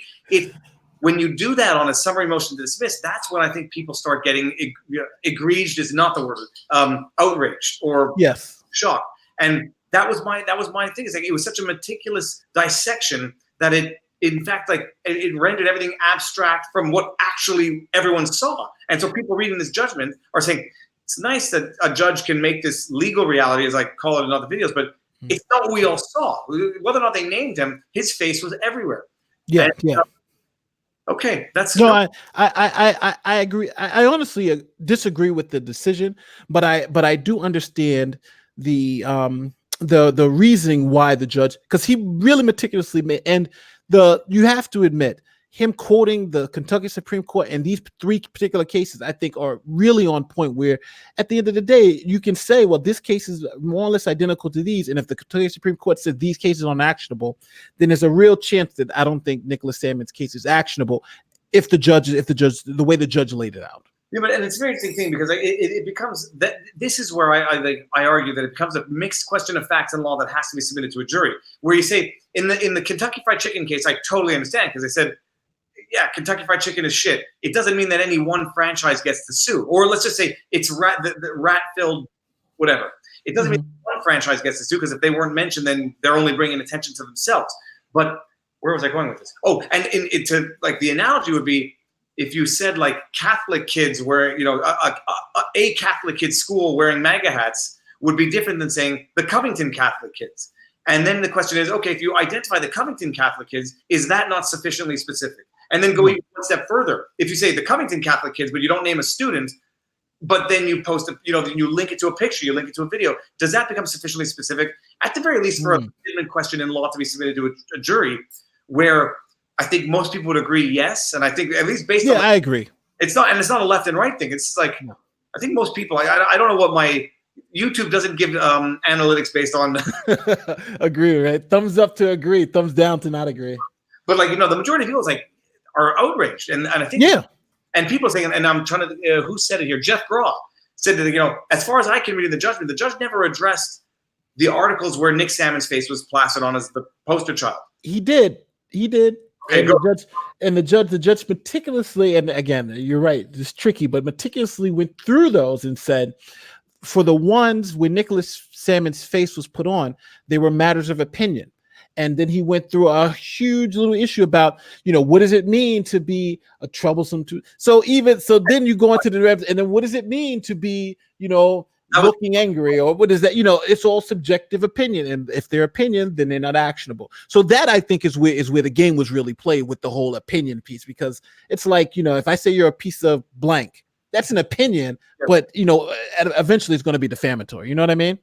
And that's the thing about the Oberlin cases. I say you're a racist, that's an opinion, or someone says I'm a racist, that's an opinion. But Oberlin established that it can be defamatory and it can be actionable. So now it goes to the Ninth Circuit. The Ninth Circuit is now going to review the federal judge's application of the Kentucky Supreme Court. Correct. For those of us, I'm Canadian, I don't know the Ninth Circuit from a hole in the wall. I just hear that they are radical activist judges appointed by Democrat presidents. Well, hold on. Not the Ninth Circuit. It can't be the Ninth Circuit, because we're in Kentucky. I think it's the Fifth Circuit's going to go. It's going to go to Nicholas Sandmann, right? Nicholas Sandmann. So let me know, because I'm not trying to. I don't want to make a mistake. Here's someone, Natalie Buzaglu says, left person who is outraged. But look, actually, just explain to me, how does it work? We hear the Ninth Circuit just because it's the most popular, but how does the circuits of appeal work? All right. The way it works now, it's funny. For the well, hold on. Let me make sure. All right, this is. I don't want anyone to make a mistake. It's not a question of nailing you to what I think is a. Oh no, well, no, because there are circuit courts in like states which are trial courts, but then the U.S. Circuit Court of Appeals. So it's the Eastern District of Kentucky. I'm trying to see which circuit it is though. Oh, the Sixth Circuit. Sixth Circuit. Okay. So Kentucky is the Sixth Circuit. The way it works is that for federal law, there's one Supreme Court. There are 13 circuits, and each of these circuits, back in the day when our republic was first started, judges from the Supreme Court used to actually go on what they call ride the circuit. So they used to go after hearing cases in the Supreme Court, they would go out to the states and then go to different courthouses and hear cases. And they called it riding the circuit. So you had the judge riding the circuit. So that's how you got the circuit courts. So the circuit courts of the United States, there's 13 of them, and they're spread across the country, the largest being the Ninth Circuit. And these circuit courts have trial courts. So each state has a trial court. So for federal law is implicated, you go to the trial court, and then all the trial courts within that circuit, they'll if there's a decision that has to be appealed, it goes to that circuit. So for instance, New York is in the Second Circuit. So we have the Second Circuit Court of Appeals. Kentucky's in the Sixth Circuit, so there's the Sixth Circuit Court of Appeals. And now, for a second, just because there's, what do we say, 13 circuits? Yeah, I think there's 13 circuits. They encompass more than one state, so they'll encompass like multiple states. Yeah, like the Ninth Circuit encompasses like 10 different states. Where like the Second Circuit encompasses like 5 states or something like that. Okay, amazing. Okay, so they're going to the Sixth Circuit. Why is the Ninth Circuit notorious compared to all the other circuits? The Ninth Circuit is notorious liberal, very, very liberal. And that's because if you want to put a judge on one of these circuits, the way it works is that you have to get permission from the senators of that state. So there's nothing. So in the West Coast over there in Oregon, California, you have all these very leftist Democratic senators. So like Trump had been trying to put some conservative justices on the Ninth Circuit, but the senators, but since the Senate has to approve the judges that are placed in the Ninth Circuit, the Senate rules allow sitting senators from a state to object to any judge the president wants to put in the circuit. And that objection, if the senator from that state objects, then they can't even bring that judge to a vote in the Senate. Okay. So that's why it's very lefty, because they're like, we're only going to let lefty judges inside here. So amazing. Are the rumors true that it's the most highly overturned circuit court? I'm not sure. I know they have a lot of crazy rulings, like this right now. This Roundup ruling is really crazy, but I think that's from California State Court though. But they have some crazy rulings. They were complicit in hiding the carcinogenic effects of the weed killer. Yeah, but it's a products liability case, and that's how you get. It's what they call a failure to warn products liability. If you have a product and you fail to warn people and they get injured, then you got a huge lawsuit on your hands. So they fail to warn people you can get non-Hodgkin's lymphoma. That's amazing. It's amazing. Yeah. Okay, so this is why, like I said in the comments video, I think ultimately we agree. I do understand more of the judge's meticulous surgical dissection to get to the decision that apparently he wanted to get to. And then it's going to be, what's the Sixth Circuit going to do? Once it gets to the Sixth Circuit, it can be appealed to the Supreme Court. So Nicholas Sandmann can make his way to the Supreme Court if the Sixth Circuit doesn't go the way he wants. Yes, it's possible. But again, and it's rare, but let's say it does go to the Supreme Court because the Supreme Court thinks the circuit got it wrong, the Supreme Court will then be in the position where they would then have to also follow Kentucky State Supreme Court law, which has happened before in the Supreme Court, where they have to like, oh my God, we gotta now they'll usually, it's funny because usually when they write their rulings, usually say, we always get into trouble when we have to delve into state law, but here's a case that forces us to do so. But they would have to go look at state law and see what the Kentucky Supreme Court, and the Supreme Court would have to follow the Kentucky Supreme Court's decision on, or their reasoning on why this case should be dismissed. But I have a feeling if it goes the way I think it should as a reasonable person, whether or not it's dismissed on the merits, the Sixth Circuit should say the judge overstepped the bounds of assessing fact versus law, and the following questions ought to have been submitted to a jury for adjudication. Like, it seems to be relatively obvious that, like, where there were questions of opinion, there was opinion assessment of what otherwise ought to have been purely legal assessments or law. And I mean, I don't know what that overturning would look like, but I mean that's the way I would think it has to be defined. Well, the one thing is you'd have to somehow get over the fact that I think Kentucky law narrows it so much. It narrows it in this particular way where, and those cases that this judge laid out are really on point. Like it's for me looking at that opinion, it's going to be very hard to, not saying it's impossible, but it's going to be very hard to overturn because the Kentucky Supreme Court is very, very much, very, very closely to what the judge is saying. And I think the judge picked the cases very carefully and said, okay, let's make sure we're going to use cases that it's going to be clear that these aren't actionable. No, but and if I'm Sandmann's attorney, and what I say is, okay, like taking the Kentucky Fried Chicken, if they say Kentucky Fried Chicken is shit, but they don't mention the franchise, nobody gets to sue. But if they say Kentucky Fried Chicken is shit, but they show a picture of whatever street, then that person gets to sue. They didn't name me, but they named me, and that's sort of like that's where we're going with the Sandmann. Okay, so that helps me out. I don't think there's anything more that I have. I like the additional knowledge on the circuitry, the circuitry of the court system. It's very interesting. Do we do PragerU? No, we haven't done PragerU. It's funny because I've been watching your PragerU stuff, and one of my colleagues was one of is a foremost authority in First Amendment and constitutional law. She's one of my colleagues for the school, and I was speaking to her about one of these, about the Prager case, and she thought that it was a loser. She's like, yeah, it's a loser, and the LGBT one too, the one that the LGBT community is suing YouTube for virtually the same reason. And she says, and maybe, and here's a discussion that maybe you'll be interested in, is that she says that the PragerU is going to be a loser for two reasons. It's in federal court. Number one, they may have some action in state court, but the federal court issue was number one because YouTube is not a public entity. So, unless they're a city or state or whatever, and you said it in your video, unless they're really a public entity, the First Amendment doesn't apply. But the second piece was about the process in which the difference between platform and publisher. That's and for those of you who don't know, there's the difference in the law in the United States between platforming and a publisher. A publisher is someone like a newspaper. They're responsible for the content that you see that's on the newspaper, but a platform is not responsible for the content you see. They're just a kind of a go-between. We publish, we're the ones who publish, and they set the platform that we can do. Now, the distinction between publisher and platform is this law that that more or less tells platforms that you can't really discriminate based on political viewpoint and those type of things. So if you're a platform, you have to be a platform, and we won't hold you, and you're going to be immune from lawsuits that publishers wouldn't be immune from if they publish something that's bad. So YouTube having something bad on their platform, which they would be immune from lawsuit, where if the New York Times published something defamatory, they wouldn't be immune. So that's kind of generally how the law is. But YouTube's argument, I think it's very compelling, because they're saying, for like in PragerU's particular position, is that PragerU's videos haven't been removed from the platform.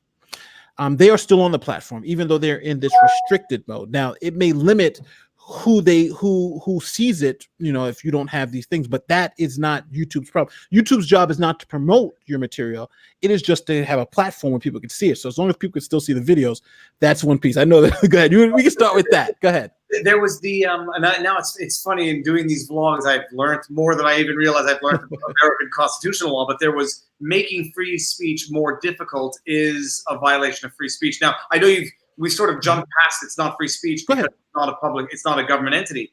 But I think, and I'm looking at one person's question here, Kronos is, can you make them public utilities? I think a lot of people are gonna make the argument that these tech giants or whatever, this new public square has effectively become a public utility. A public utility to the point where it should be governed by First Amendment claims, and in which case, frustrating freedom of speech is tantamount to restricting it.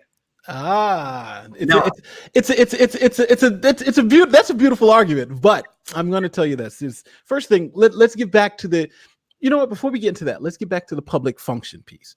Now, when you read the case, you saw they kept referencing this case called Marsh v. Alabama. Yeah, right? I did not get into that. That's only so much I can. Yeah, of course.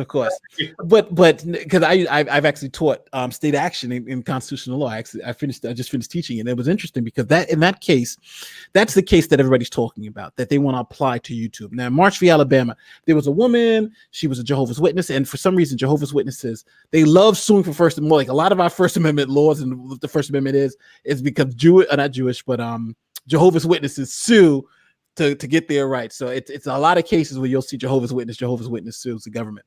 So anyway, Miss Marsh, she went to a town, she's handing out leaflets on the sidewalk, the police come, they say, hey, you're on private property. She says, no, I'm in the middle of a town, I can hand out my leaflets. She gets arrested for trespassing on this company town. Now the company town was just like any other town, except I don't know if you guys, for those of you who may be history buffs, for instance, the Hoover Dam.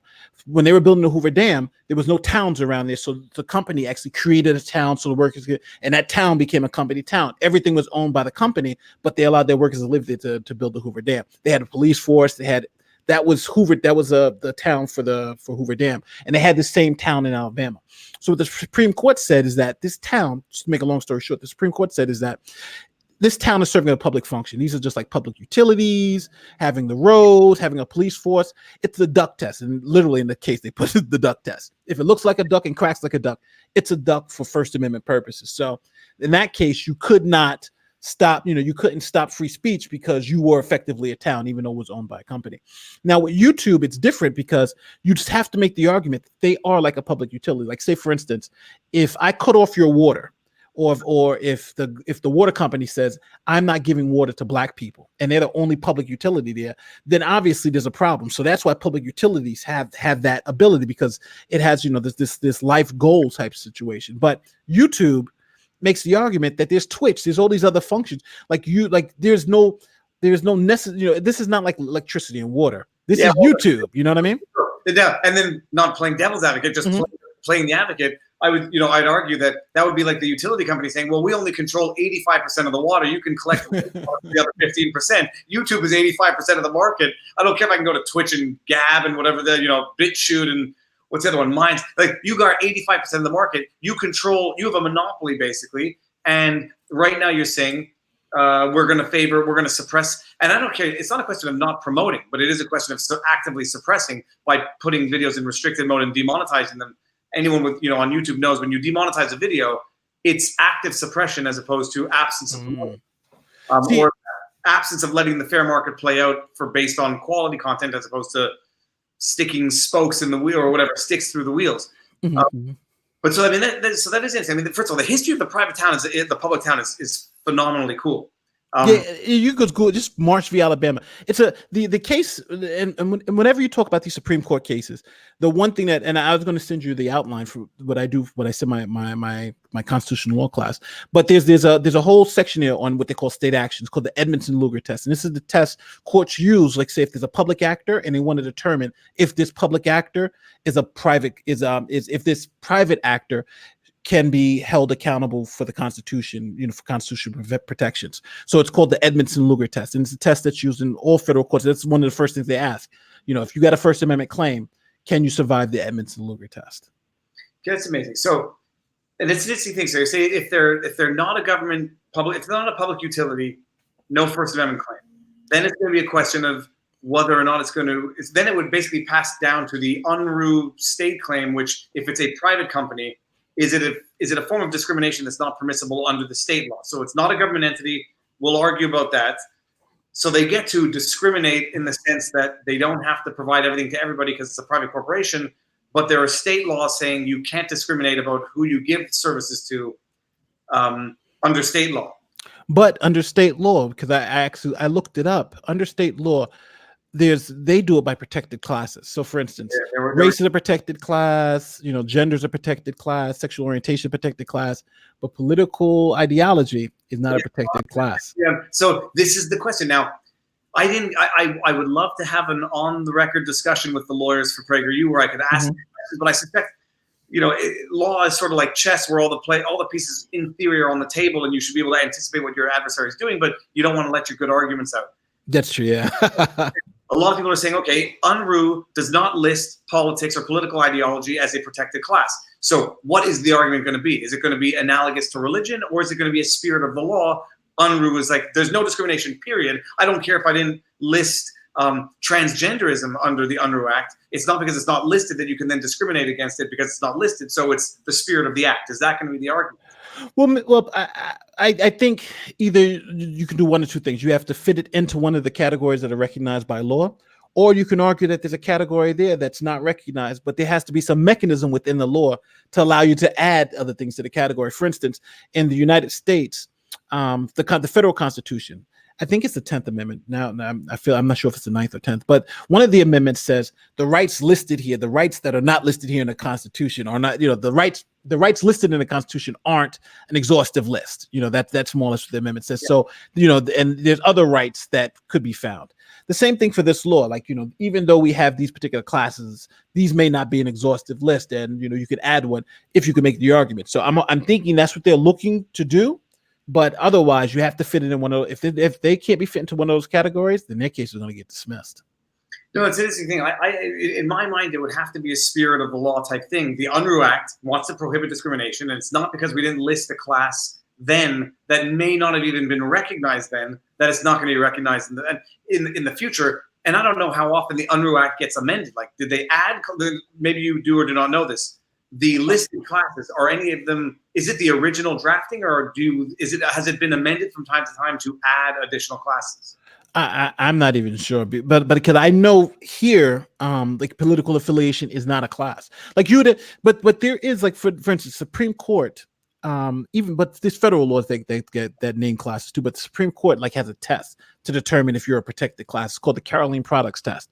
So if the Supreme Court wants to determine if your group or your ethnic group is a protected class, it asks like a couple of questions on the Caroline Products, and if you go through them all, like are you discrete and insular? Can you be identified? That type of thing. Then they'll say, okay, this is a protected class. So I'm not sure what mechanism they have in California, but I know the Supreme Court has a mechanism to identify new protected classes. This is very interesting. It's like, the shit we take as Canadians because of our human rights tribunals where we have protected classes, and the comments I've been reading from Americans saying every class should be protected, and how do you have protected classes? It sounds like you have the very similar, if not identical, sort of system set up, whether or not anyone agrees with it. It's like, people sometimes say there shouldn't be any recognition of hate crimes because a crime is a crime and all crimes are based in hate. And if you create hate crimes, you're sort of privileging is not the right word, but you're creating a privileged class of victims to unprivileged class of victims. But it sounds like you have a very similar system in the States that we have in Canada in terms of listing classes of people who are protected from historical discrimination and therefore protected under current law. I mean, it's... Yeah, no, but it even goes deeper in that, because I know most people probably won't get into constitutional law, but our constitutional law we have an equal protection section for constitutional law, and based on the class is the way the court is going to review your case. So, for instance, if the judge is reviewing something based on race, then they're going to give it strict scrutiny, which is more like it's going to be likely to fail. And if they're reviewing something based on sexual orientation, they're going to give it rational basis, which means it's going to be more likely to pass. So even in the reviewing of these protected classes, some are given higher status and more protection than others. That's very interesting. And now, so G. Ray Brown said, this is a comment that's way up here, or way up, sort of. If it takes public subsidies, should they not be required to honor free speech? And that gets into the entanglement question that I sort of discussed. But you want to elaborate on that? Sure. It's a case. Well. And if you guys look up the Edmondson test, you're going to also see another case called the Burton case. Now, the Burton case is what you were talking about in entanglement. In Burton, it was a case from Delaware in which a black man went into a coffee shop, and that coffee shop denied him service for being black. We don't serve black people. But that coffee shop happened to be housed in a government facility, a government parking garage. So the government owned the parking garage, but the restaurant was leasing the restaurant to a private party. So the private party was saying, well, you can't hold these constitutions. I can discriminate against whoever I want. I'm a private party. But the Supreme Court in its decision said, well, there was sufficient government entanglement where now that coffee shop was actually a government actor. And the reason why is because it was housed in a government building.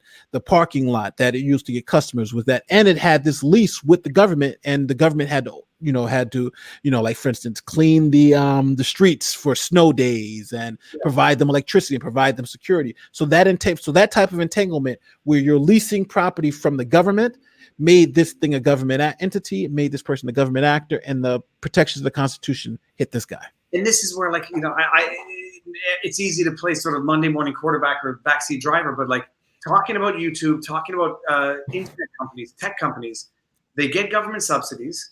They presume. I think it's the government that lays the fiber optic wires. I don't think the private company lays it. So, I don't know if PragerU is making this argument. I read through the lawsuit that was dismissed, not the new one that was reinstated. And I don't think they were raising these arguments, but like, at what point would YouTube become a public utility, or not public, sufficiently entangled because of the government subsidies that they have been given in order to establish themselves as the effective monopolies that they are? Like, well, don't forget that does run the risk of getting involved in a slippery slope argument, in a sense of all your farmers are getting heavy government subsidies. People who live in housing projects are getting huge government subsidies. Now you're talking about making a class of individuals and businesses all now public entities subject to the constitutional restraints. And that's what YouTube is saying. Hey, we'll do it, but now we want the farmers who are getting 90% government. We want the oil companies. We want the cigarette. We want them all to now be government entities. Following the line of reasoning, I said, like, if farmers say I'm not going to serve milk to conservatives, I would slap them on a First Amendment claim. I understand the rationale, because then it'll come into your house. Well, we laid the sidewalks to get to your front door, so you have to let everybody into your house. I totally see the slippery slope. One question I forgot to ask: the dismissal in Sandmann, because you had a dismissal in PragerU. Yeah. Refiled because it was not dismissed with prejudice. No, well, two things. The first is that for PragerU, the PragerU case was an interesting case because it mixed both state law and federal law. So, and what it did, so they sued in federal court because they had a federal question. Now, for us, the federal courts are what they call limited jurisdiction. So federal court can't hear all claims. They can only hear certain claims. They can only hear claims that come under federal questions of law or federal jurisdiction, where the federal, you're talking about either Constitution or something like that. And they can hear cases in diversity on state law, but then you would have to have the requirement of two people from different states. Right, I think turn off my notifications. That's very irritating. Hold on. Okay, sorry about that. If I can't turn it off, I'm going to apologize in advance. So where was I at? I was so for the PragerU. So what happens is PragerU said, well, we can sue in federal court because federal courts out there and the West Coast are a little bit more liberal than the state courts. So they said, we'll go into federal court and we'll sue in federal court. So they sued in federal court, and the first two claims, as you can see, were their federal question claims: the First Amendment claim and this other claim against, I forgot the name of the act, but there's two. So one on federal law and one on a constitutional claim. So what happens is, for efficiency, the federal court's going to say, well, bring all your claims to us, even your state claims, because we can adjudicate those state claims too, all in one setting, instead of you having to have two trials. So that's what happened. They came in and to adjudicate all those claims. So then that's what they call supplemental jurisdiction. You had original jurisdiction for the federal law claims, and then supplemental jurisdiction brings in those state claims. But the law then allows where, if the judge says, well, your federal claims, or we're dismissing them because they have no merit or whatever, the failure to state a claim, we can then dismiss your state claims, but instead of dismissing your state claims, we are just going to deny them jurisdiction in federal court. Okay. So if you'll know in there, they'll say we're going to deny them supplemental jurisdiction, and then they can then refile at the state level. And that's what Prager University did. Their case was dismissed on a federal level, and the judge said, I'm not even going to look at the state charges. I'm just going to deny you supplemental jurisdiction, and you refile it in the state. So that's why they were able to refile those cases. So at least we can agree that YouTube's summary of the dismissal was somewhat oversimplified, where they said the judge said that the allegations were meritless and not even But yeah, he didn't look. The judge didn't even look at and that was the deceptive part about it, because only two of the claims really the judge really evaluated. The other claims, which are state claims, he didn't even look at. He just said, "I'm just denying you jurisdiction and go with the state." So yeah, they were a little preemptive with that. So now explain to me then, if we're getting back to Sandmann just for a second, the judge dismissed with prejudice means that Nicholas Sandmann can't amend, he can't refile with the required particulars to substantiate his claim. I mean, how does that work? No, his case is effectively over unless there's something on. Well, no, if the appeals court is going to look at the facts of the case and says, well, did the judge get it right on law? If they say the judge made a ruling on something on a factual matter as a matter of law, they can then send that back and say, well, no, judge, you got it wrong. You got to have a trial on this particular issue, because that's what the appeals court is going to do. They're going to look at all they remember that chart the judge had at the end. How the judge said this. The appeals court is going to look at all of those things and say, okay, is this right? Is this right? And if some of them are wrong, it's going to say, well, you got these 5 wrong, and you have to actually litigate those 5. But if not, then it's over. But the judge, when he dismisses it with prejudice, it means that Nicholas Sandmann can't refile at the federal level. Or sorry, no, at the state level, no, it's over. Had it been dismissed without prejudice, Nicholas Sandmann wouldn't have to go to appeal. He could refile with particulars. Yes. Right claim. So yeah. Explain to me how a judge comes to that determination to dismiss with prejudice versus without prejudice. Oof. This I'm a little bit less familiar with, but generally, if from when I've experienced it, most of my cases have been dismissed with prejudice. In a criminal law context, it's usually about time. Like if a jury's sworn in, for instance, then a dismissal is with prejudice. Like it usually depends on when the case is being dismissed. Now, something earlier like this, being dismissed with prejudice, because this is really early in the case, I'm thinking that the judge is just saying that if this is all you have, if you've given me everything, then and this is it, then there's nothing else for us to, then your case is dismissed with prejudice because there's nothing else to do. But again, I'm not sure how it works in the civil context. I'm only sure about how it works in a criminal context. And that's the funny thing, because like in a criminal context, you can understand where the right to a speedy trial is much more primordial than a civil trial, where it's money versus potential imprisonment, and and the double jeopardy or multiple prosecutions for the same crime. That I can understand, but that's the other thing. It's like the dismissal with prejudice. I didn't understand because they didn't even give Nicholas Sandmann the opportunity to amend or to refile with the particulars that the judge said were missing in order to substantiate the claim. So I mean that's. But the thing is that if he's saying if you have the statement says they whatever. And the judge is saying, because it says they, what other facts? Because at a point, it's like, what other facts could you bring me to show me that they isn't, is actionable based on the case law that we have? And I think that's kind of what the judge is saying. Like teens wearing hats, these things are just not actionable. If this is all you have, then your case is dismissed with prejudice, because you just be wasting our time to bring it back. There's no, how can you correct that statement? Because the defamatory statement he's saying is not actionable. Yeah, no, matter of law. It's like you've alleged everything unless you have new facts. Yeah.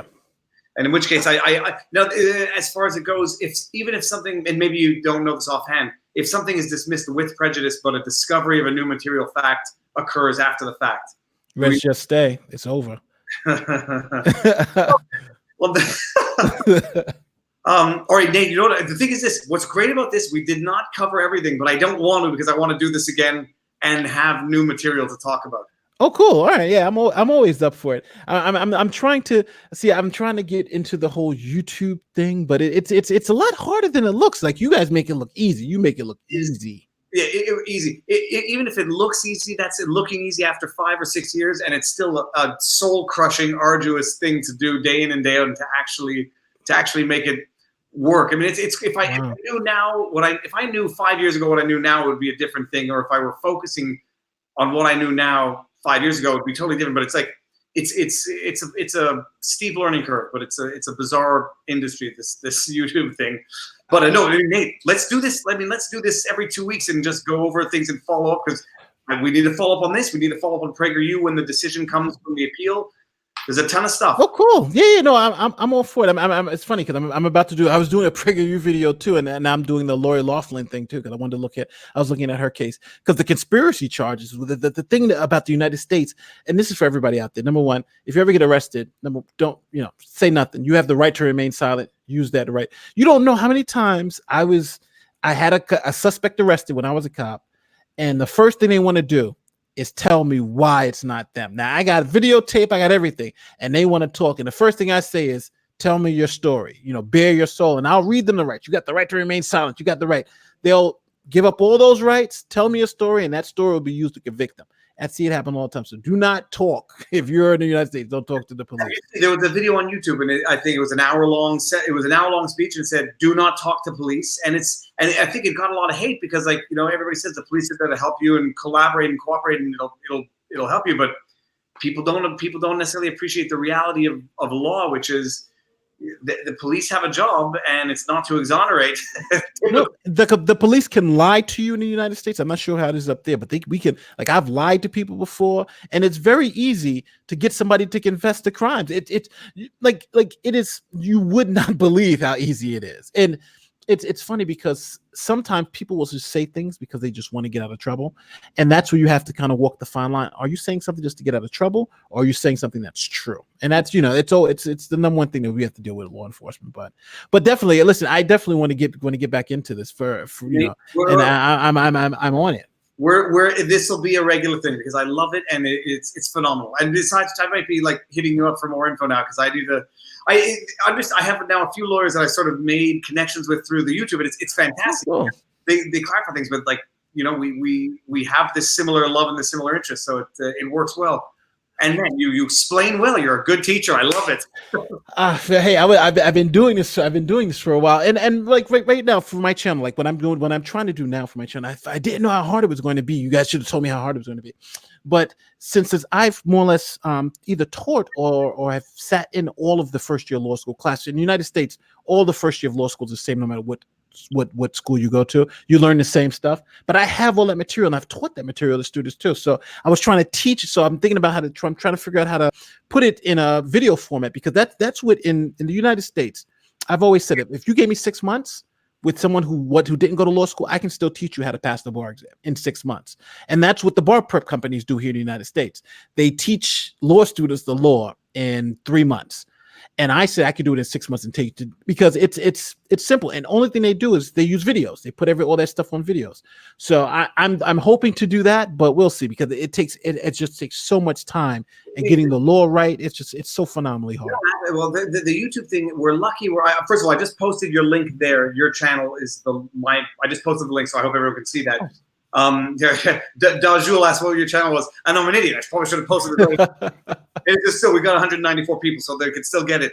But no, it's a crazy thing because we're lucky. The niche of YouTube lawyers is sort of, it has not been fully, what's the word? Actualized. It's saturated, yeah. And the other thing is there's lawyers who are easier to understand, and there's lawyers who are less easy, and there's some who are exciting, and who are boring. Either way, it's a niche. People want to understand the law, and it's great. I mean, you do a good job. So we'll do. I mean, I would love to do this as often as you can, but not too often, because we don't want to bore. We're not bored, but we don't want to get the subscribers too used to it, because we should do this every 2 weeks, maybe once a month, and go over the developments in the big cases that everyone is looking forward to.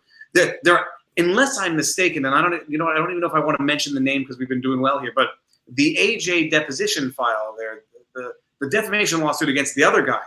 Oh yeah. Right. I haven't heard any news in a long time, and I don't know if it's sort of I don't know what the steps are of that suit, but that's another one where people are waiting for a follow up. I'm not sure. You know, a lot of these lawsuits too. One tough thing is that the law it gets so different when you go state to state, because a lot of times I try to stay with federal law, because federal law is something that's kind of uniform. But when you really start getting to these states, it gets wild. It's like the Wild West out there. It gets really, really crazy. Like there's a case in Oklahoma I was looking over, and it was just like, what is this judge doing? But you have to get familiar with it, and so like a lot of times, it's funny. I was talking to a friend who was also a lawyer, and I had him watch some of your stuff, and he thought you were a New York attorney too. He was like, "Oh, this guy's a New York attorney," and I was like, "I know, right? It's like he's from Canada, and he sounds just like he's like one of us." And he's like, "Yeah, but some people just have it, and you have it." So what ended up happening is I was saying I'm a Montreal litigator turned YouTuber for so many videos. People said, "Stop with the vlog. We know who you are, so stop introducing yourself." And then I stopped introducing it, but I say people keep coming in who haven't seen the last 10 videos. But yeah, so that's it. Okay, Nate. Thank you very much. Anything you want to close this off with?